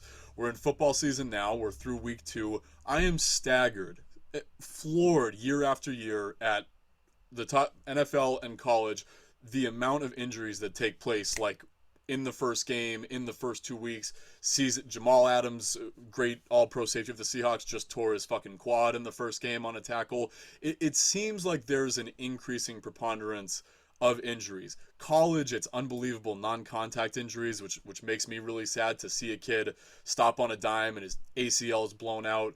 I know you said you don't watch football, but do you have 2 cents on the rise in injuries? Because it seems to be, and people say, oh, they're just bigger and they're more violent. I remember an interesting theory on especially the universal use of turf, and maybe you could elaborate on this some more. When I think turf makes you stop much more abruptly than say a grass, and your body's momentum, your musculoskeleton is continuing to move, and your body's not really equipped to handle that. So yeah, I don't know if you have any 2 cents on why injuries are skyrocketing, and maybe some things that people can do, because and even at the high school level, when I go to my high school's football games and I see the offensive lineman with 2 big ass braces on both knees and the quarterback's got a brace, I'm like, what has happened to these poor kids? So if you want to riff on that, I'd love to hear some thoughts on what's going on. Yeah. Well, what I would say is that the athletes are bigger, faster, and stronger now. Okay. So that is a Yeah. factor. You got more just horsepower. Mm-hmm. The non-contact injury is the one that is most concerning Yeah. because anything can happen. In football, it's not if, it's when that you're going to be hurt and you'll be playing with pain that sometimes is so bad they got to shoot it up and numb it so you can Yeah. get through the game. So that's always going to be there. But if you look at like the hits and the damage in the NFL now, it's two-hand touch compared to what it was. Yeah. Okay. I grew up watching hits that were unbelievably like powerful, and concussions, and even like, paralysis. Daryl Stingley got Yeah. paralyzed. Um, and they were championed these hits. So Right. the the repetitive stress on a football player, like Joe Montana retired because Monday hurt too bad, and Tom Brady's still playing. All right, if you gave Joe Montana just 2 flags on his hip, he'd still be playing, right? Yeah. So it's the non-contact injury that is the fundamental problem, and I do believe that there is some culpability and responsibility from the strength and conditioning community who's been teaching them to prevent rotation, just Yeah. get better at strength that's non-functional, and then instructing them to do movements that are disjointed and imbalanced because, oh yeah, we need to do that. that has to play a role. How much of a role it plays, no one can ever be certain. But I think that if you program in 1 iota, 1 millisecond of apprehension into an athlete's body, you have just decreased their likelihood of performing their best and increased their likelihood of being injured in a situation where they could have otherwise avoided that injury. So I think there is culpability and responsibility from the strength and conditioning community without doubt. You can't blame it all on that, but you No. certainly can ascribe some blame and responsibility, like I said, to the dropping like flies kind of Yeah. scenario of all these high powered athletes collapsing for no apparent reason. Like it's crazy, right? And there's an attitude as well. People used to Mm. be tougher than they are now. So now the hangnail is more of a problem than it used to be. Mm-hmm. you know, um, there's there's the turf and those factors definitely come into account as well. So I think there's and the fact that they're bigger, faster, stronger, there's more forces on the joints than there perhaps were prior. So I think it's a whole bunch of factors that are sort of adding up to a situation that definitely needs to be addressed and resolved because it's reached epidemic proportion Yeah. when two players on your team, in the same game have a non-contact catastrophic injury that you sort of can't trace back to any other causal factor. Yeah. Like, and then there's the misascribing of like an RG3. The criticism on him is, oh no, he's valgus, and so, well, you fail to realize that he got his knee destroyed with a contact injury. I mean, absolutely destroyed Yeah. in college twice. And so, I mean, this guy is playing where his career could have been ended by those injuries. And that's what led to that ultimate non-contact Yes. injury is he's playing on a bum knee. Yeah. So, and then suddenly like the trainer who sees a picture, a still frame of an athletic movement who doesn't have the comprehension of what the actual forces do to the actual human body in a particular movement. If you look at Eliud Kipchoge, the world's greatest Mm-hmm. marathoner of all time, and the personal trainer were to be watching his feet, that personal trainer was up. It's just stop running immediately. You're doing it all wrong. We need to Yeah. teach you to do it right. The guy's never been injured and he's the greatest of all time by any measure. And he's never been injured. He's never been hurt. So the Double underline reality, that. Yeah. well, I mean, so the reality of what these forces are doing to the human body and what it looks like in a freeze frame can be misinterpreted by someone as saying, okay, the human body was not designed for upright bipedal locomotion as it was designed for arboreal locomotion, where you're in a tree. The Yeah. theory is that the foot used to have much more functional capacity in a grasping sense. And, you watch a chimpanzee will think with its feet. Like its big Yeah. toe and its second toe gonna be rubbing together like like someone thinking about a problem that you're gonna solve, And right? I And what only we've done is yeah. we've specialized in the feet support and transport, and they basically do nothing else for most people, Yeah. right? The hands, they do everything else. So we've specialized at the sensory aspect of the feet is huge, but the motor aspect of the feet is not. And the in modern time. And Yes.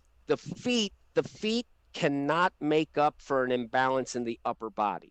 So if your upper body's not arranged in a manner that's going to deliver and receive that force clean, well, there's nothing Mm. that the foot can do. And So the David, foot perform. I only want to jump Yeah. in here to keep pulling on this thread because it's one of the questions I have. Vic Brayden was a absolutely world class tennis coach out of the U.S. In the late 70s through the 90s. Really set the groundwork, the foundational work for evidence based tennis instruction. And he's someone I'm really trying to emulate. And he said that the laws of physics and the dimensions of the court determine your stroke production and technique. It's not what you think the pros do. It's not some unique coach's style. It's what we're effectively what we're designed to do within these dimensions. So I love to ask coaches the questions. The question, I think it was Andy Galpin who kind of said it this way, but I wasn't consulted at the design phase, but I believe we as humans are made to ellipsis. So you were talking about feet and hands. Well, I think we're fundamentally adaptive creatures, right? Yes.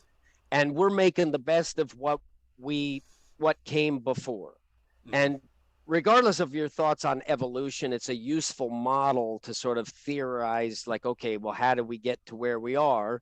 And if you're going to go down that rabbit hole, the vertebral skeletal system originated with Piscean movement, simply side bending in aqueous fluid water. Yes. Okay, so that's the theory, and they've done a science experiment where they took a, sort of like a softer substance, and they just side bended it in water for, 1,000,000 reps, and it sort of ossified into these little harder nodes in sequenced in, sort of alternating order between the softer node, because that turns out that mechanically that's most efficient.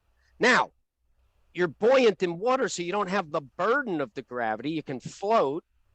And as soon as the amphibian comes out of the water, you have the burden of gravity where that side bending has to be propped up so that you can make progress most efficiently.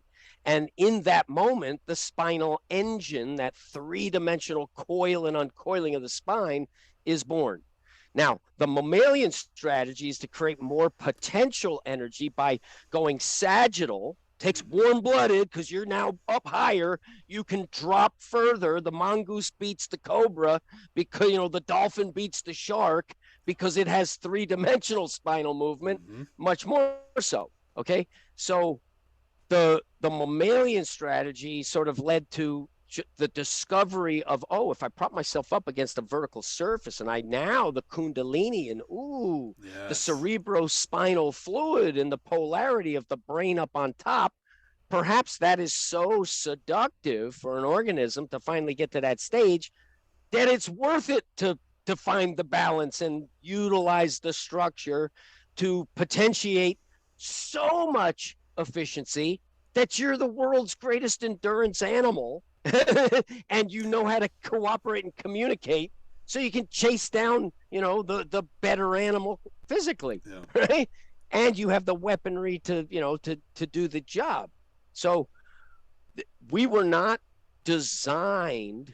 I mean, if you're going to talk about designing, well, I'm going to take some of that articulation out of the feet. I'm probably going to put a wheel with really smooth bearings on it that's capable of moving, like maybe even rocket propulsion. Now I can just fly. Like, if I'm designing something and whatever I want to design, I could make a being that is more appropriately set up to be more efficient rather than what we've got now based on the structure that we have, right? So people like to talk about, like, the magnificent engineering of the human foot.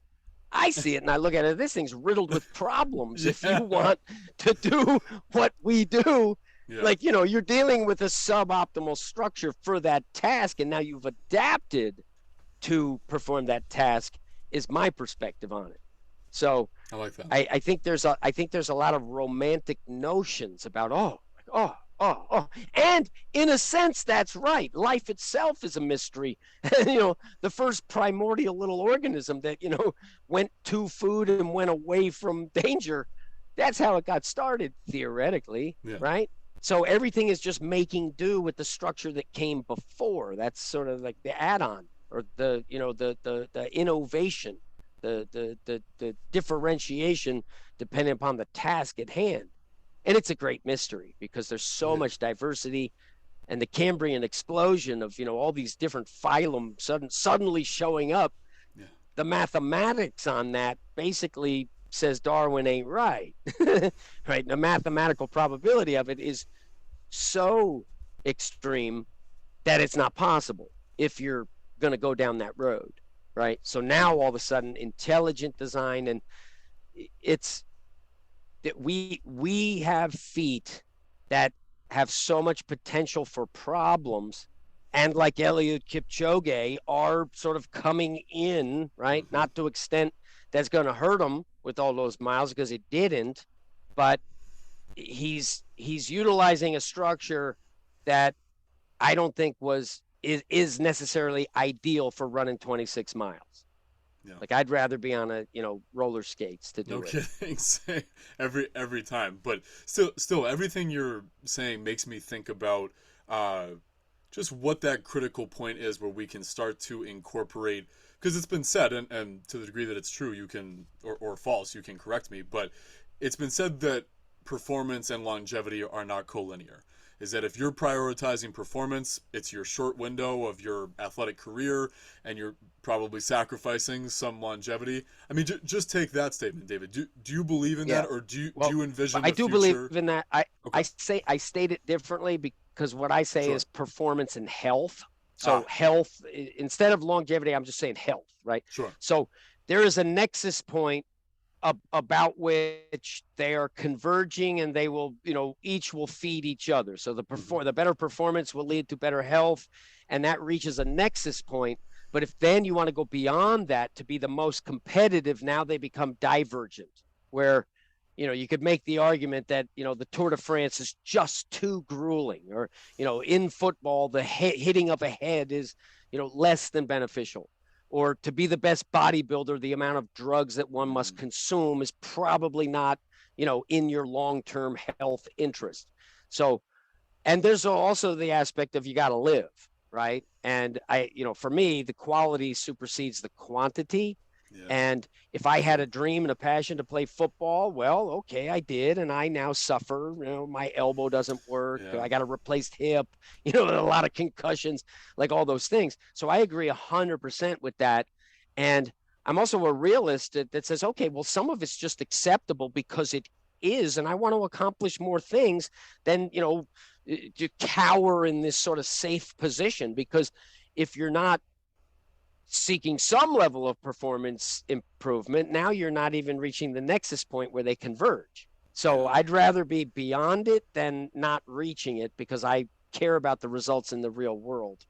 So that's how I would sort of state Okay. that.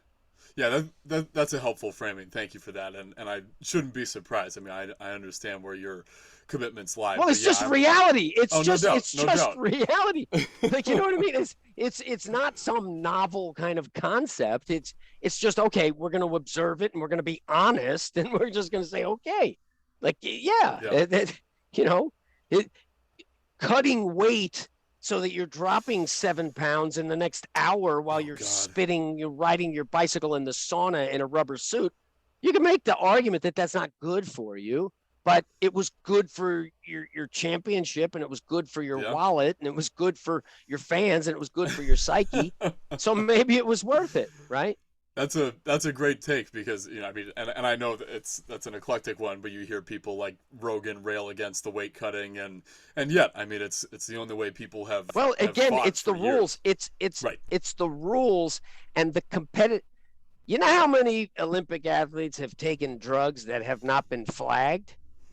I mean, come on. If Yeah. if you can't compete without it, perhaps you have no choice but to do it Yeah. secretly, right? I mean, that's just it, and it's just a reality. On the Tour de France, if you weren't doing the EPO and all those things, you weren't on the tour Yeah. during those days. So, like, if you want to play the game, you have to do the cheating.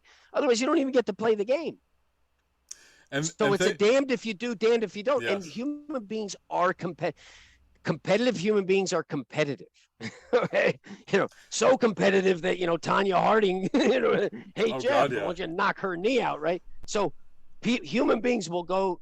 I mean, Bill Parcells, one of the best coaches in NFL history. Apparently, the field goal comes. Well, open up the gate so the wind is against them. Like, you know what I mean? Like Bill Belichick, get your binoculars out so you Oh know the yeah, man. next play. Like, you know what I'm saying? Like the incentives and the motivations to win can lead to, behaviors that would perhaps cross a certain line if you're talking about just like, oh, well, winning is not the most important thing. Well, turns out it is. Like Because as you've win, said, we're the product of the winners. The reason we're here is because of the winners.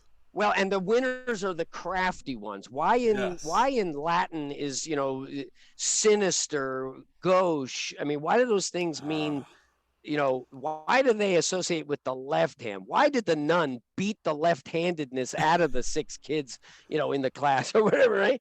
It's perhaps it dates back to a time where this was the one behind the back with the weapon while you Mm. feigned friendship and gained trust to beat the bigger, stronger, faster who would otherwise do unto you. So you Yeah. have to use cunning and disguise and your brain to defeat the brawn. I mean, that's why lions, tigers, and bears are in the zoo and we're not, right?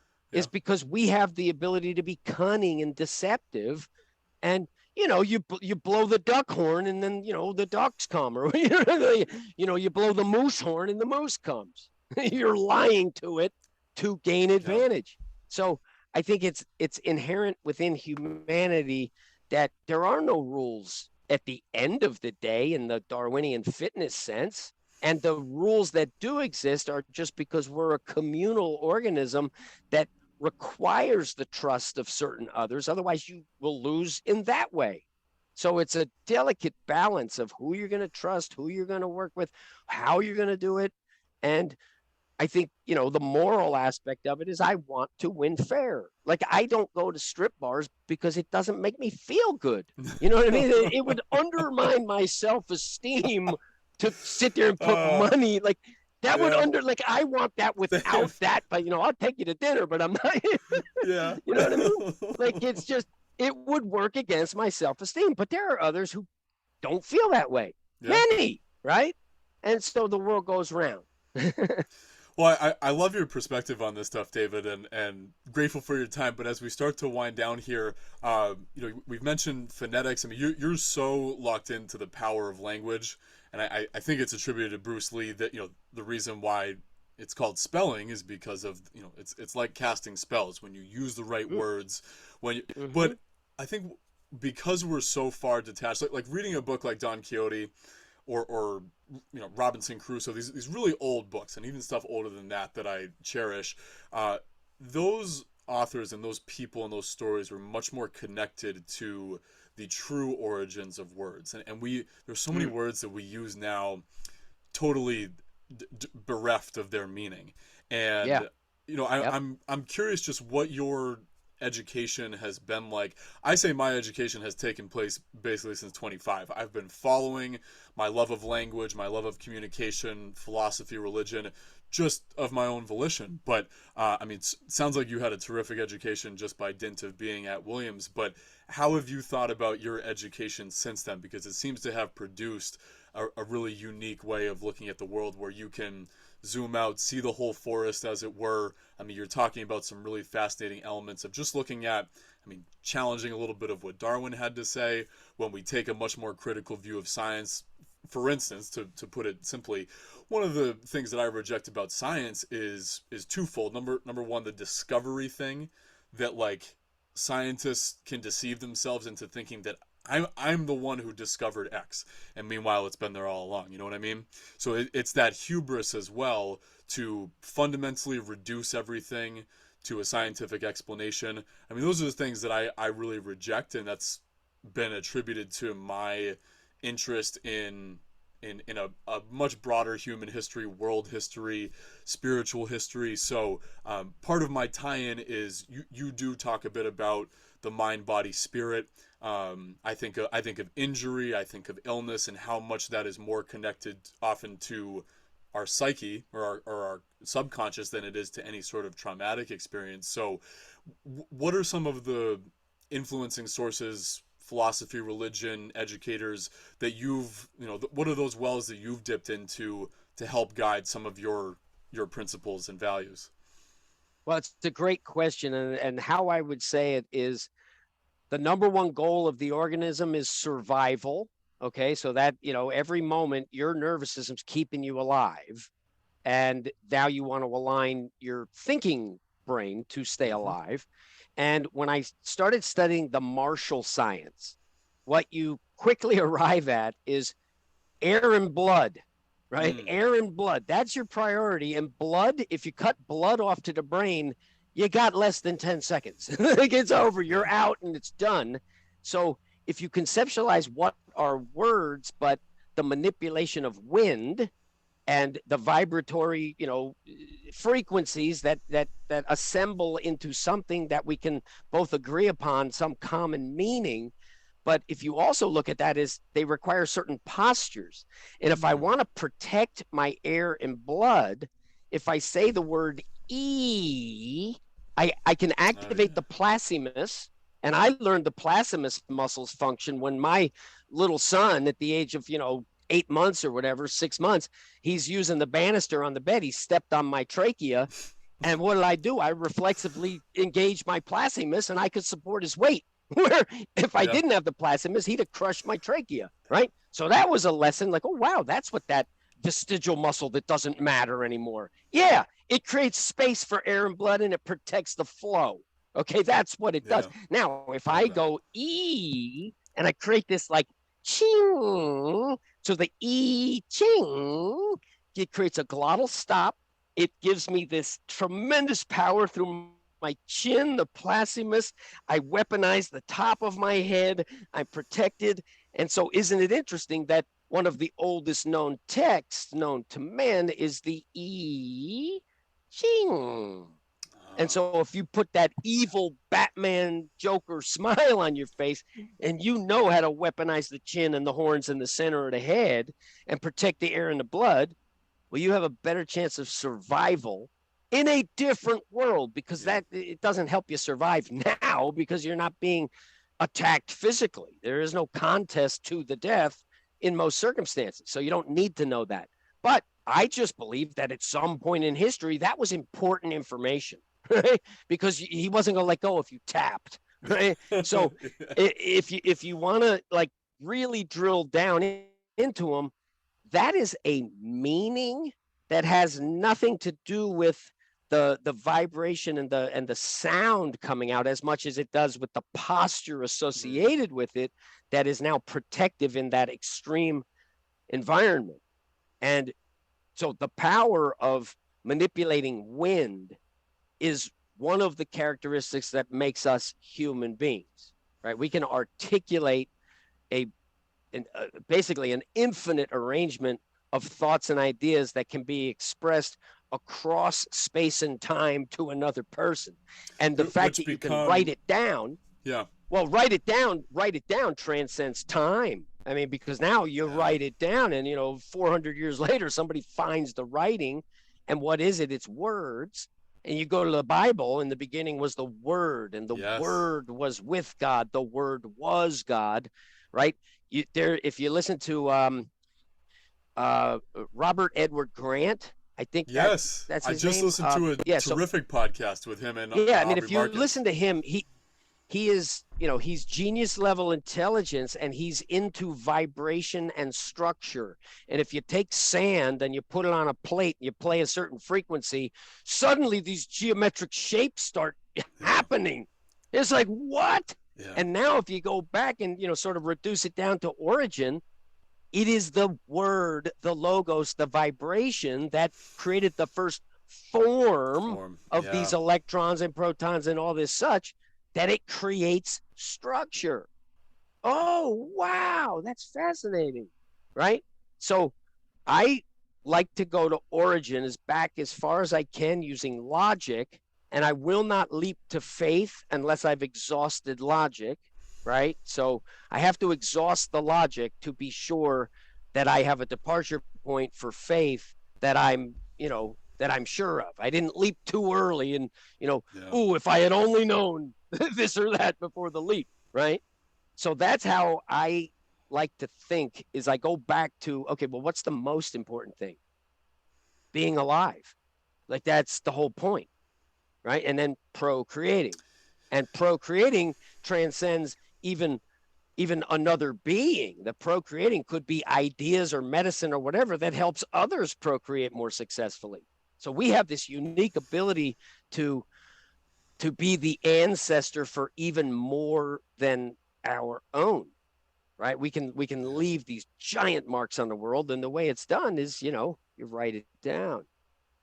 You're actually making me emotional, David, because you're talking about things that are life affirmative. You're talking about procreation, the things that are really trying to give rise to more life. And unfortunately, what I see a lot of in the last couple of years is things that are anti-life. And But what they are is they're anti-life for many and pro-life for some. And yeah, that's the injustice, right? yes, Rules for thee, but not for for me, me is a yeah, fundamental problem, and it's unconstitutional. So, no you know doubt, what I mean? Equal under the law is that's what it should be. That's the only thing that does make sense. Otherwise, you have tyranny. yeah, And and again, the reason why I believe physical education is so important is because I fundamentally believe that human beings should be strong, and smart strong is better than dumb strong, because dumb strong is better than dumb weak, and smart weak has the potential to get stronger and still be smart. But smart strong is where we should be, and that yeah, starts internally with the tension, the balance of tension within your body. And psychologically you can get tense, and physically you can get tense, and the soup of psychological tension, I got no idea how to uh, solve that. But the soup of physical tension, I know exactly what to do. yes, you do, Right? And yeah, if you can relieve yourself of that burden, the body is just a root system for the brain. I mean, it's literally yeah, just an information feedback system that feeds the organisms, that allows the brain to continue to function. So that's sort of, that's the over scope of it.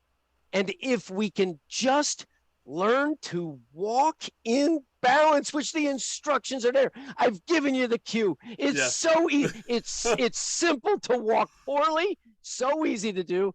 And actually, with a little bit of practice, it is so easy to walk with perfect balance, true balance, the balance that gives you fundamental confidence, that now perhaps you're less of the lemming or the fish who's just going to swim into school and not ask questions and march right over the cliff with the rest of them. yeah, And you can be strong and independent, autonomous, to make the world a better place around you.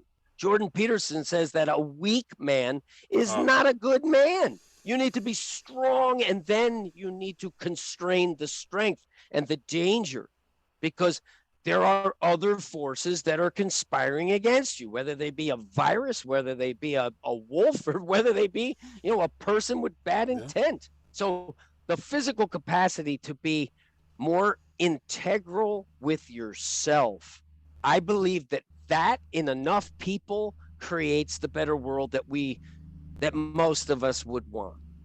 Not the and tyrannical, no, right? But because what you want to do is you want to raise all boats. You don't want to drain the tank so that some people are high and dry and you're still flush. Because I don't know, I don't want to meet my maker having been on that side. I want to meet my maker being on the side that I can respect, the side that I can present to God himself and say, look, I was a force for good in this existence. I wasn't taking advantage and being unfair and just lacked the humanity of fairness, right?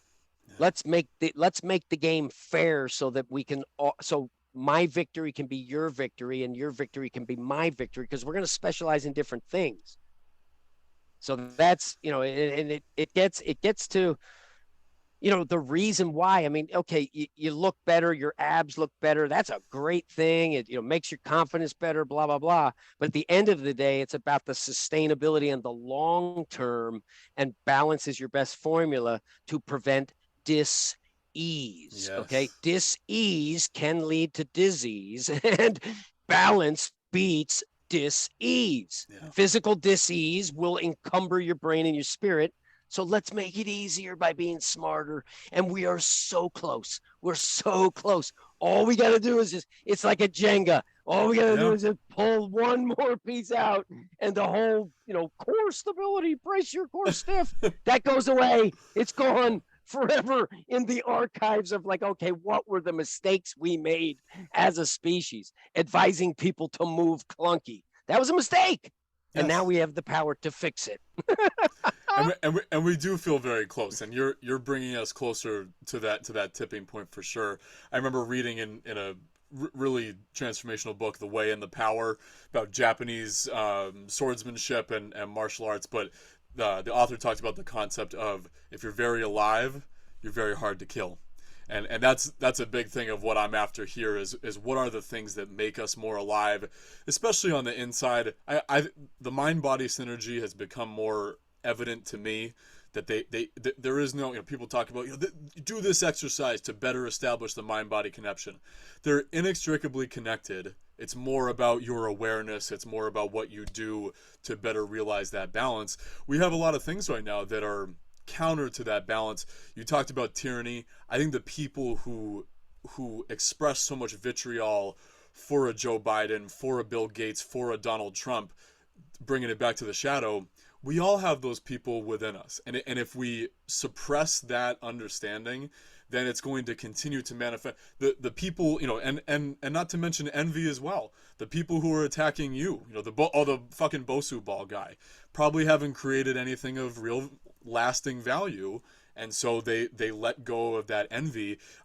If you'll indulge my love of poetry as we bring this to a close, but my dad gave me this beautiful print of the poem "If" by Rudyard Kipling, and the first stanza is, Oh yeah, yep. if you can keep your head when all about you are losing theirs and blaming it on you, if you can trust yourself when all men doubt you but make allowance for their doubting too, if you can wait and not be tired by waiting or being lied about, don't deal in lies, if you can be hated and not give way to hating, and yet don't look too good nor talk too wise. I think about that with you, David, because you've been so resilient. You've withstood so many absurd attacks, and as we wind this down, I'm just curious what you are optimistic about, especially in the light of the last couple of years, because I have to say, even though my stance on, I mean, this is the first time I'm sharing this on the podcast, but the reason I'm no longer at my former job, which was very successful for me, I was with a terrific real estate team, and you would think real estate would be immune from these pressures, but I was asked to leave my team because I wouldn't get vaccinated. And to me, that was a life affirming decision. I saw something that was not necessary to my survival. That was my call. A metabolically healthy 28-year-old. I wasn't particularly afraid of this virus. I'm also developing a better relationship to not be especially afraid of death. I know it's coming for me. My mantra is, I'm trying to live to be 100, but I could die any day. So, Yeah, right. I'm doing all the things to give me that longevity, but I'm not driven by fear. I have too much life and force that is, like I said, just life affirmative. It's inspiring me to share, to connect, to have this occasion to connect with people like you, draw out our unique experiences so that we can find more of the things that unify us. And so in the light of the last couple of years, did you have any major revelations or pivots that said, I need to do more of this, less of this? And I think that's kind of what we all struggle with is, do I need to be doing more good things or less bad shit? And I mean, for Mm. me, there were some better things I knew I could have been doing, but a lot of it was just addition by subtraction. I need to cut it with the distractions, focus more on my skills, my curiosity, what I really want to be doing. So, hindsight from the last couple of years, David, any lessons learned that you're applying to look forward that's really got you fired up and optimistic for what you can continue to create? Yeah, well, they say that if you don't stand for something, then you stand for nothing, Yep. is sort of, and so boundaries and lines. I think that, if you have a very strong sense of certain boundaries and certain lines that are integral to your credibility to yourself, you given an example that they weren't able to encroach upon that line, Mm-hmm. inside your body, and you're going to make your judgment. Um, what I've learned, I think, especially in the last couple of years, is that, you know, narratives and history and all this other stuff. I mean, I think the official story in so many cases is just not the case, right? History's told by the winners. It's his story and not hers, or not Yeah. his other story. And so I think it's the serenity prayer, you can come back to that. God Yeah, grant man. me the wisdom, right? Figure out what I can do something about, figure out what I can't do something about, and just give me the wisdom to know the difference, right? Yeah. And so the frustrations that one can have if they can't be displaced and funneled towards something that can make a difference, well, then it's sort of like just cooking yourself and boiling over without cooking any food, Yep. right? So I think I think that that's how I make sense of it, is just to understand that the levels of corruption and the disgusting human behavior, the hypocrisy, all this stuff, it's just part of the game. And being born in America, in the time and place that we're born, we're holding freaking face cards that are Yeah. suited. You know what I mean? Compared to Yeah. someone born somewhere else in another time. So rather than focus on the complaining, focus on what you personally can do for your own personal sanity and contribution to others. It's really the only play that you can make once you've exhausted all options, right? Yeah. So rather than exhaust yourself before coming to that, if you can get to that where it's like, okay. And I think physical fitness, again, it's one of the pillars. There's three legs on the stool. It's body, mind, and spirit. And body is the tangible. Yeah. Body's the no bullshit. Everything else you can call it bullshit because it can be bullshit, right? Yeah. But the physical, if you can do 10 push-ups and you can't do 11, well, you can do 10 push-ups and you can't do 11. And that's just, it is what it is. But you could tell me you could do 12, right? You could tell me anything, Yeah. right? Yeah, I That, mean, it's just talk. terrific parallel, actually, and I'm glad you brought up the Serenity Prayer. One thing I'll emphasize, though, is the courage to change the things I can. Oh, yeah, And yeah, absolutely. Courage, and then serenity, right? To yeah, accept the things that I cannot. And that's a really hard one, right? yeah, And I don't succeed at that. I mean, it's tumultuous. I'm not serene seeing what's going on in the world today, no, but I'm courageous to do the things that I can. And I do have a certain amount of wisdom that, whilst I can be boiling inside and, furious rage and anger at the nonsense, well, that's not where the focus has to be, yeah, right? The focus has to be on what I'm doing now that can make a difference. That's where the energy goes. And if I've always used anger and rage as motivation and mm-hmm, fuel for what I'm doing, right? It yeah, lends itself well to the aggressive sport of football, for example.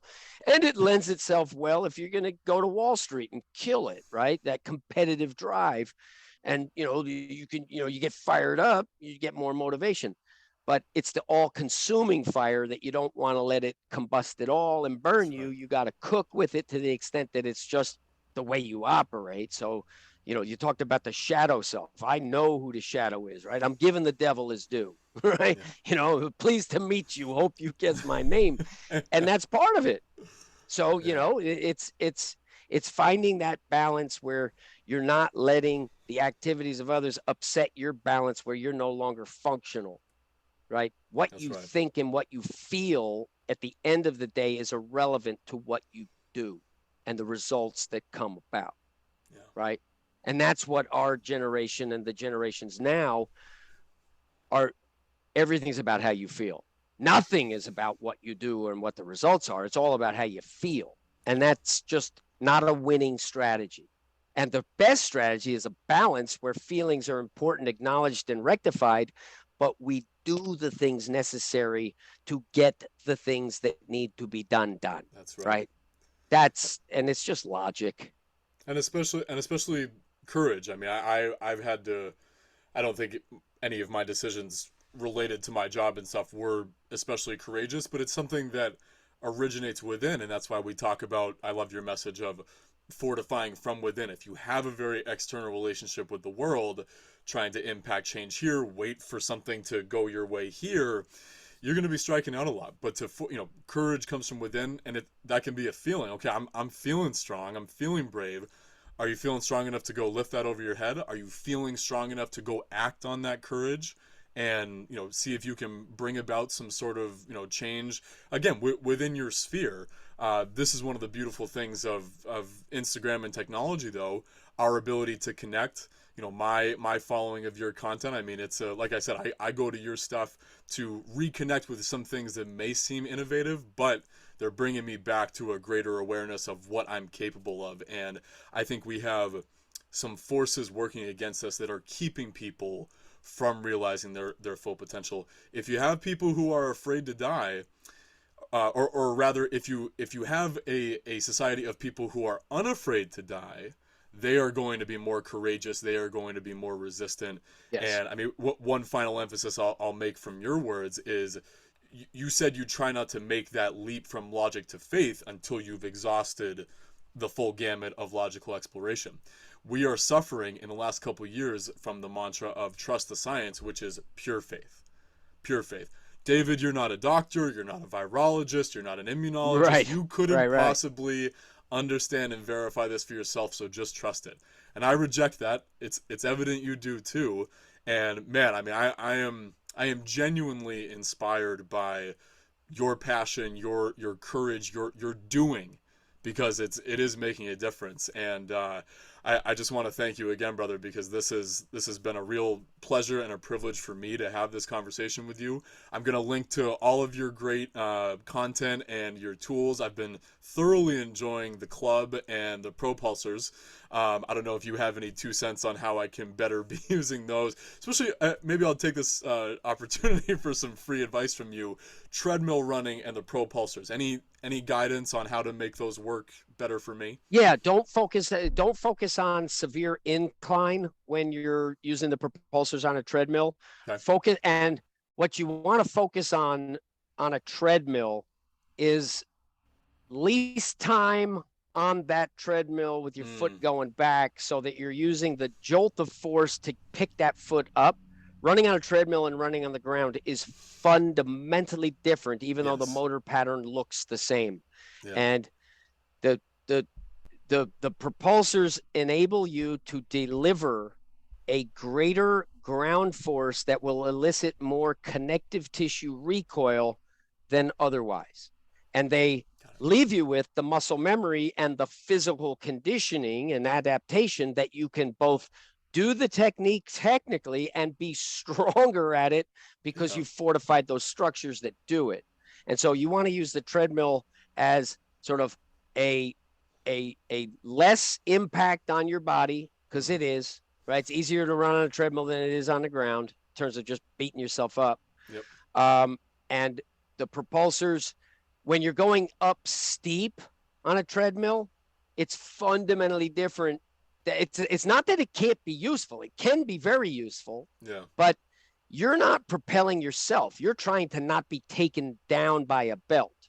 And so to deliver more force in the incline, you're much better served to just pick your foot up, right? Got it. Yeah. Lean and lift is the treadmill strategy, Right. right? Overstride is the Right. treadmill factor, right?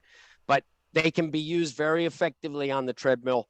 But if you have a staircase or if you have a hill, the Mm. propulsors are invaluable in those settings because that's where you feel the distinct advantage that they provide. It's the first time that I'm aware of when, other than the halters for the ancient sort of Greek Olympics, where you Mm. held hand weights to do a standing broad jump that Yeah. actually you could jump further with because time is not being measured. You can create all that momentum and inertia, and it takes more time, but you jump further.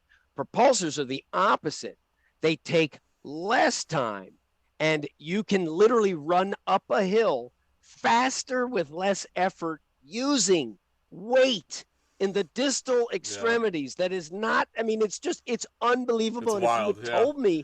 if you had told me, years ago, hold these little things and you're going to run uphill easier, I would have to think about that and scratch my head and be like, all right, what is the mechanism and the means by which this is happening? Because it's so counterintuitive that what's keeping me from dismissing it out of hand without Yeah. even thinking about it, right? And it's the shifting weight that, for all intents and purposes, eliminates the inertia.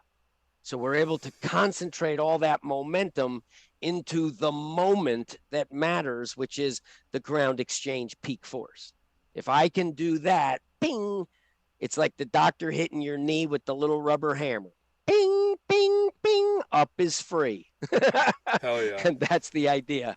It's phenomenal. So yeah, I've been having a lot of fun with those. The RMT club has been great for my tennis, especially keeping the shoulders, the weight transition totally insane. So I mean, this is fun for me. All this, I go into the gym to have fun and to continue Yep. to connect with my mind, body, and spirit. You're a tremendous role model for that. Any parting words to me or my audience, David? Like I said, I'll link to all of your great stuff. But any final Perfect. thoughts? Well, I just think every step stronger is the mantra that I've been saying. It's my mission, and every step stronger for everyone. I believe that it is a practical, viable, and wonderful solution to many problems in an indirect way. By fortifying the foundation, other things will tend to improve. And I think it's the physical education for the means of every step stronger. Like if you're going to start a journey, it begins with one step. And if you're going to begin a journey, why not make that first step balanced? And then the second step balanced, and the third step balanced. The definition of walking in the textbooks is a series of controlled falls. And as we stumble through life ignorant and confidence with cognitive dissonance as a strength coach, just back off, buddy. Get yourself balanced, right? Do it for yourself. So you're a guitar teacher who plays the guitar well. Movement coaches that can't move well, that's a fundamental problem. So it's going to take some humbling of some egos in the greater collective interest that will pay dividend and reward for that person who had to go through the difficult process of releasing themselves from, getting themselves out of the bucket and, not being the crab trying to drag others down, but being the force that's trying to lift others out. And you do that through personal practice, because feeling is knowing and knowing is doing. And that's the compelling sell to others. Not do as I say, not as I do. You have an exquisite handle on imagery and an even more exceptional handle on your expertise. David Weck, thank you so much, brother. This is more than I could have hoped for, and I can't wait to see what else you continue Perfect. to Well, contribute to listen, this world. it get me the link and I'll promote it. The more people who listen, the better. And a lot, I was that guy as a young fitness professional where I was, 85, pages deep into the forum. And I spent a lot of time. I would listen to the whole podcast, right? I would read the whole book. So there are people out there who are striving. And anyone listening, if you're one of those strivers, well, you're the future. And you Yes. can be in the vanguard of where this thing is going, because it must go there. And now we have the information that it can go there. And I believe it will go there, because we're going to get a critical mass of people who align themselves with first principle physics, truth and reality and logic, and we just act accordingly, as opposed to pedigree, ego, scarcity, like, that type of a thing where, his win is my loss. No, no, no. Let's make it so that, your win is my win and we're both winning together, so that we can have a more competitive match and determine the winner. I love that's Motivate the exactly the loser to be better. that is exactly the kind of composition I'm after. Let's take it there, man.